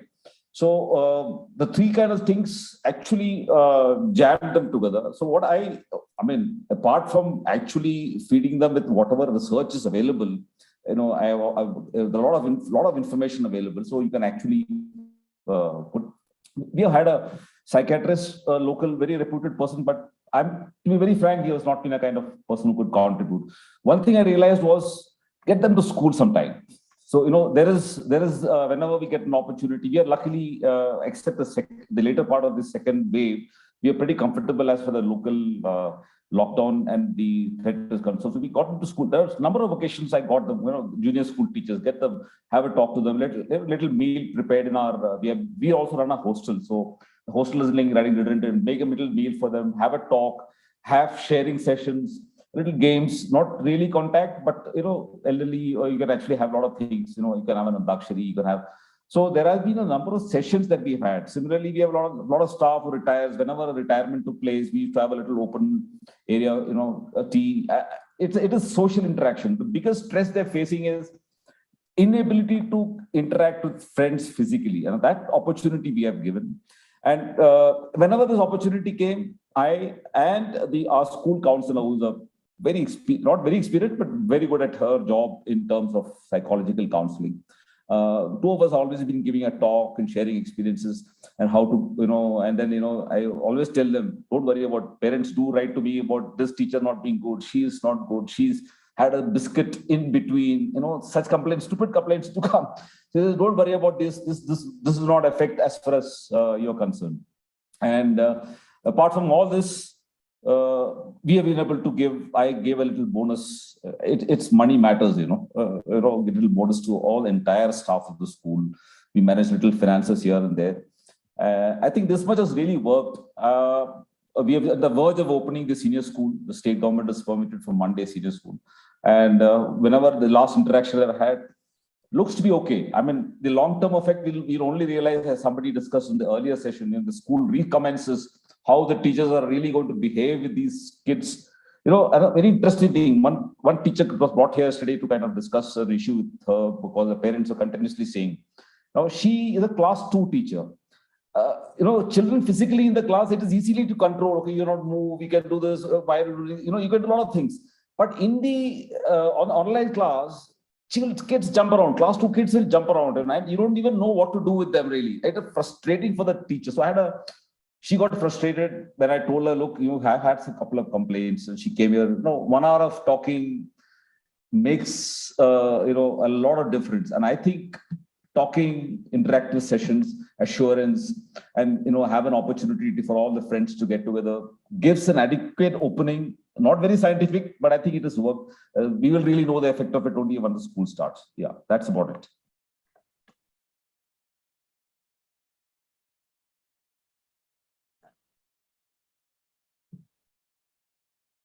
Mr. George, is he there? Yeah. Yes, sir. Your views on the same. Shall I repeat the question, or you're comfortable answering it? No, that's fine. I think for us also it was a similar situation when the lockdown was announced, because we are predominantly a boarding school with around 40% students who are day boarders. And we have good number of teachers who stay on campus. So our first priority was, along with the students, when we were sending them back home, we also ensured that the teachers also reached home safe, because they are from different parts of the country. So we wanted them also to be back home safe. And it was hardly just 1 or 2 people who just, decided to stay back on the campus. So that was the first priority for us. When we started off with the online classes, definitely there were challenges in terms of some of them getting tech savvy or trained to move on to this. So there was good amount of hand holding which was done to make them feel very comfortable, not to be overstressed and all. Even though we had a fixed timetable and schedule which was followed, but we did give the flexibility to the teachers, because they were back home, there were family members at home, their own children were at home, some falling sick, with their in-laws at home. So we were very accommodative in terms of teachers to be able to reschedule their classes in case they are unable to take it as per the timetable. So our communication system with the parent groups was very strong. So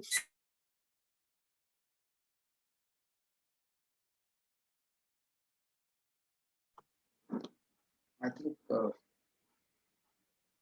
is Mr. George there? We are unable to hear him. Maybe some internet issue. Yeah, am I audible? Yeah, we can hear you. He's off. He's off. So I think now it was on the same question to Kulkarni sir. Am I audible? He has come back. Okay. Yeah, we can see. Yeah, it was just a power fluctuation which is happening over here. No. So so we were very accommodative in allowing the teachers to reschedule their classes also, and keeping the parents and the students informed, in advance about this thing. Another common thing which we came across was, where teachers, because in adjacent schools, and this was a common practice where there was a lot of I would say, rationalization in terms of manpower, which was done by some schools, cutting short of manpower, and those kind of things were happening in many schools. So that was an apprehension which some of our teachers were having, and this was affecting their own mental health, I would say. So we were very particular in making it, formal to all of them that everyone's job is safe, and during this entire period, starting from our support staff to the teachers, we have held on to all our staff also at this point of time. And anyone who needed any extra financial support during this period with any emergencies in the families, we were able to accommodate and take care of those things. I think that was what basically was required for the teachers, the support from the school in terms of taking care of them and being with them. That was a mental support which was required for them. So I think rest of the things in terms of the classes and all those things, we never found it that the teachers were stressful in taking online classes or anything. We had smaller groups of classes, so the bonding between the teachers and the students was very good. I myself used to attend a lot of online classes, so my interaction with the students and the teachers, I could see how it used to happen with the primary children, the parents being involved in those classes as well. So, those connect is what I think has helped even the parents to bond well with us. The schools in Uttarakhand opened up from 2nd of August, and we opened the schools on 9th of August. And by today, I have almost 90% of the students reporting to the school from classes 9 and above. 6 to 8 is still, I would say 40%, but I think the attendance has been improving over the period of time. Thanks, sir. Kulkarni, sir. Yeah, I think both Vidya, Jacob, and Mr. George have covered very important issues. I'll just reiterate one or two other things. Between engaging with the students and engaging with the teachers, to my mind, I felt the first step was actually looking at the mental health of the teachers. The reason being, the students also had their parents to assist them with looking after mental health issues, or the larger family, the extended family also. So, because our teachers live here on campus, we were their sort of larger family, or we were their. So, keeping them in constant contact with each other, despite the lockdown, on an online platform, even within the school, was very important. So, like they were taking online classes with small groups of students. We, partly under the pretext of also carrying out professional development, we used to have a series of webinars on a number of topics with our teachers themselves. What actually happened was that it was a platform on which they came all online, saw each other, said hello to each other. If it was someone's birthday, they wished each other together collectively. And as and when the lockdowns started the restrictions came down, we started having events in school where they could come. So whereas the whole school is Wi-Fi enabled and they can teach from home, we encourage teachers, if they wanted to, they could come anywhere in the school, into any one of the labs or into any of the classrooms, and teach from there, just to psychologically also get the feeling that they are back. And then if they stepped out, to the common area to have a cup of tea or something, again they met some people. Of course, mask, social distancing, all that was being done. And in later months, when the lockdown got further eased, we've been having a hybrid kind of training sessions with the teachers, where those who were present could be present and those who were away attended online. And by now we've come to the point where all teachers are actually attending physically in campus, irrespective of the fact that no student has come. So we also organized for the teachers in the last couple of months, 4 to 5 days a week, at least 4 days a week, games, which are like fun games, and whether they are male teachers, lady teachers, tennis khelo, cricket khelo, wall climbing, football, hockey, and they rotate. And they rotate not only into the sport, but rotate into the group which is playing that sport. So there's again a social connect in that. Because sometimes merely to meet people helps. Sometimes to talk to each other about your problems helps. And undoubtedly, when they feel that the management is concerned, like Mr. George said, the management looked after everybody throughout. That psychologically, that fear that what will happen to our position, what will happen to our wages, was a factor that went right out of their mind. Fortunately, we had no fatalities on campus, but now in this year, in May, when we gave a vacation and people went home, we had a case where one of our housemasters passed away. We had a couple of teachers who were down with COVID very severely for nearly a month each. Now, during that time, when this teacher of ours who passed away, almost instantly the management gave a decision that his wife and family continue to stay on the campus irrespective of what she decides to do. Both the children in our boys' school and girls' school were granted status of staff children, which means that the education is taken care of till they are in school. Now, you see, you can't undo the damage done or that loss you can't make up. But the way our management responded, almost within hours, I would say, automatically gave a sense of reassurance to that family that, look, just because that gentleman is not there, they are now no more disowned or no more neglected, that this is still their family. And I'm happy to announce, because the widow of the teacher happened to be a maths teacher in a local school with many years of experience. And we had a vacancy otherwise, for which we had interviews, and she was good. So now she's also joined as a teacher. So it is not only for that family, and I don't see that any favor has been done to them. We have done, I think our management has done a duty, but the fact is they did it proactively and not after appealing to them. There's a difference in the two, if you see.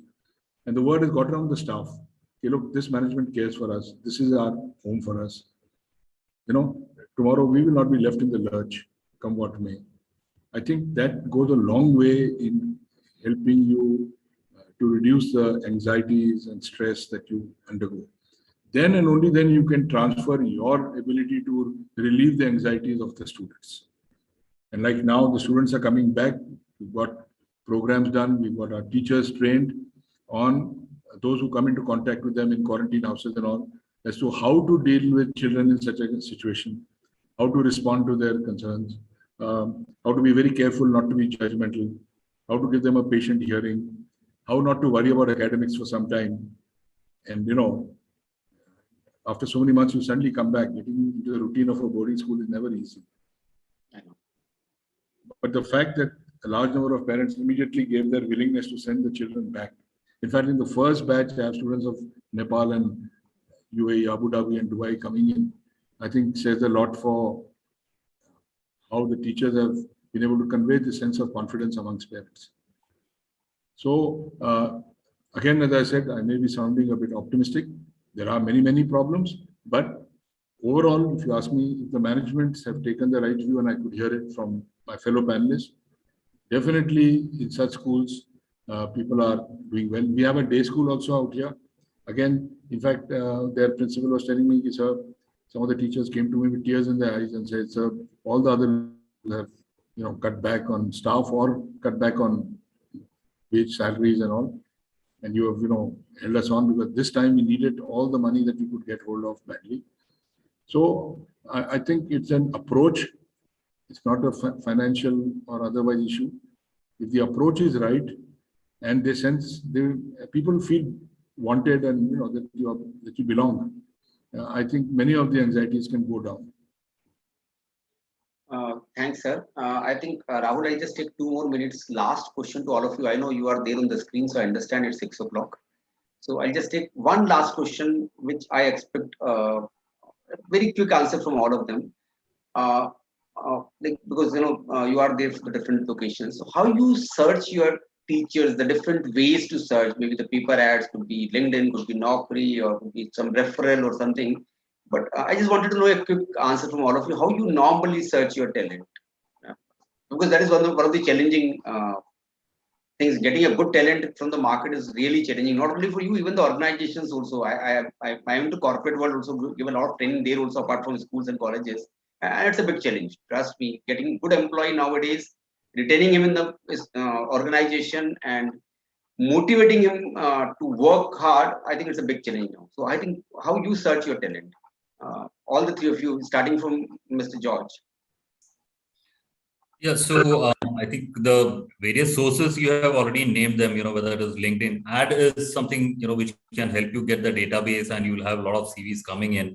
But LinkedIn is a good platform to source for something, because see, it also helps in seeing whether the person is keeping his profile updated on the platform. You can also see the activities which this person has been involved in. So a little bit of a background understanding of this person beyond the CV is something which helps us identify the right contact.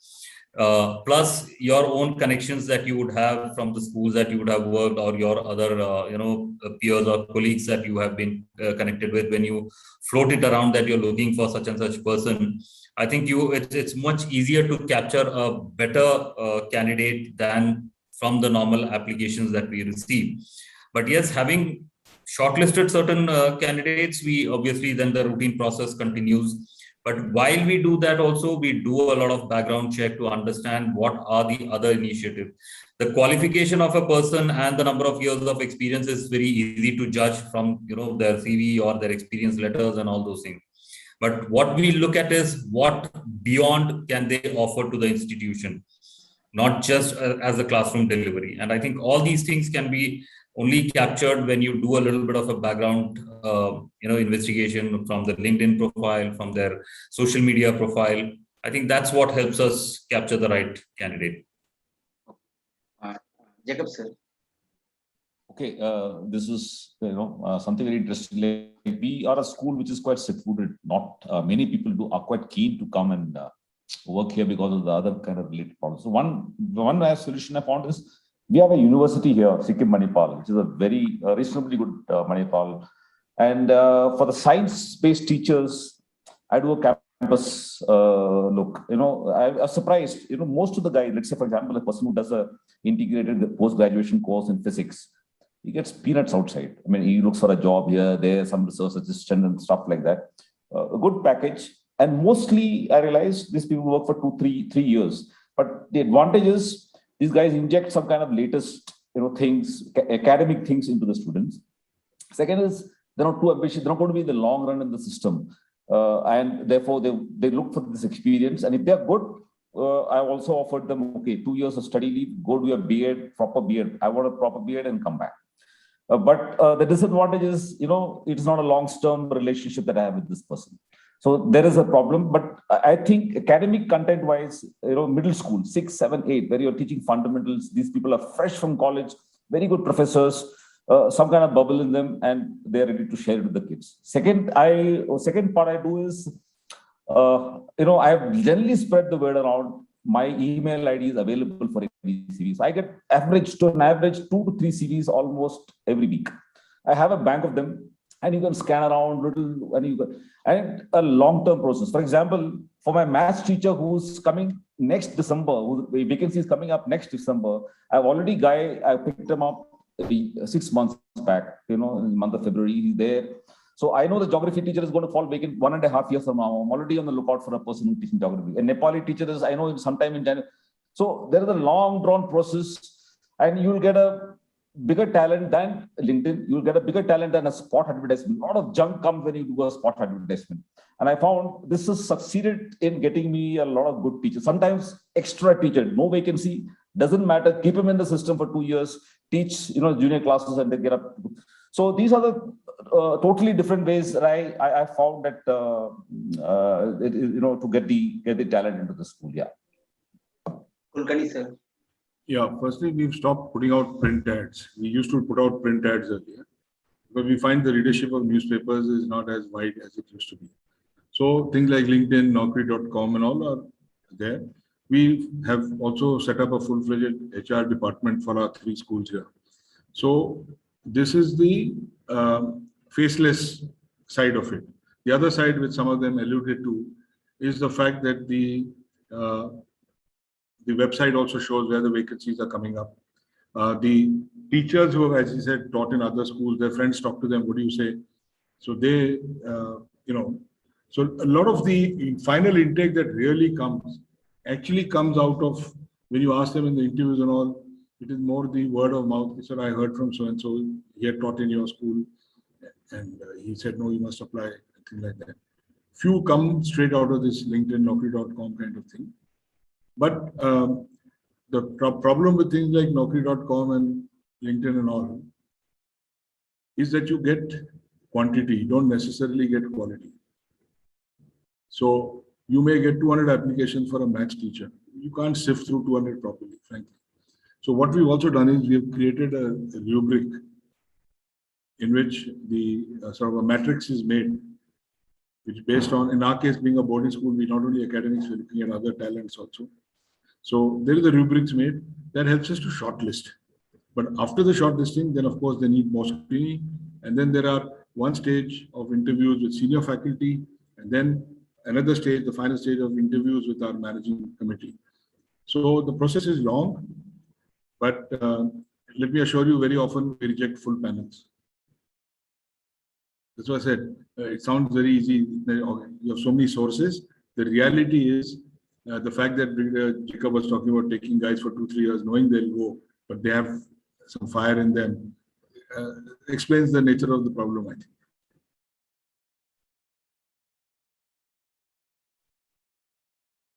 Thanks to all of you.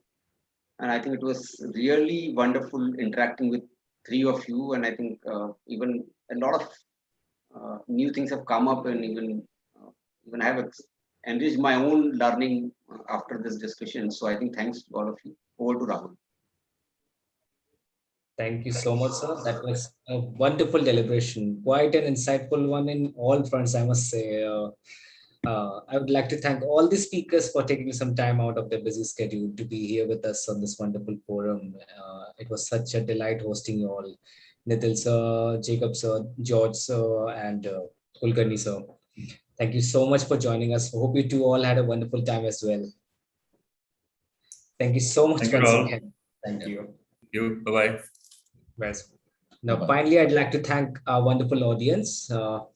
Since this is a 3-day event, today being the second day, we hope to see you all again tomorrow with another set of discussion rounds and speakers. Also, kindly note that certificates will be issued to only those attendees who will attend all 3 days of the event. And please do follow our social media handles to get all the updates and insights. Thank you so much, everyone. Stay safe. Thank you.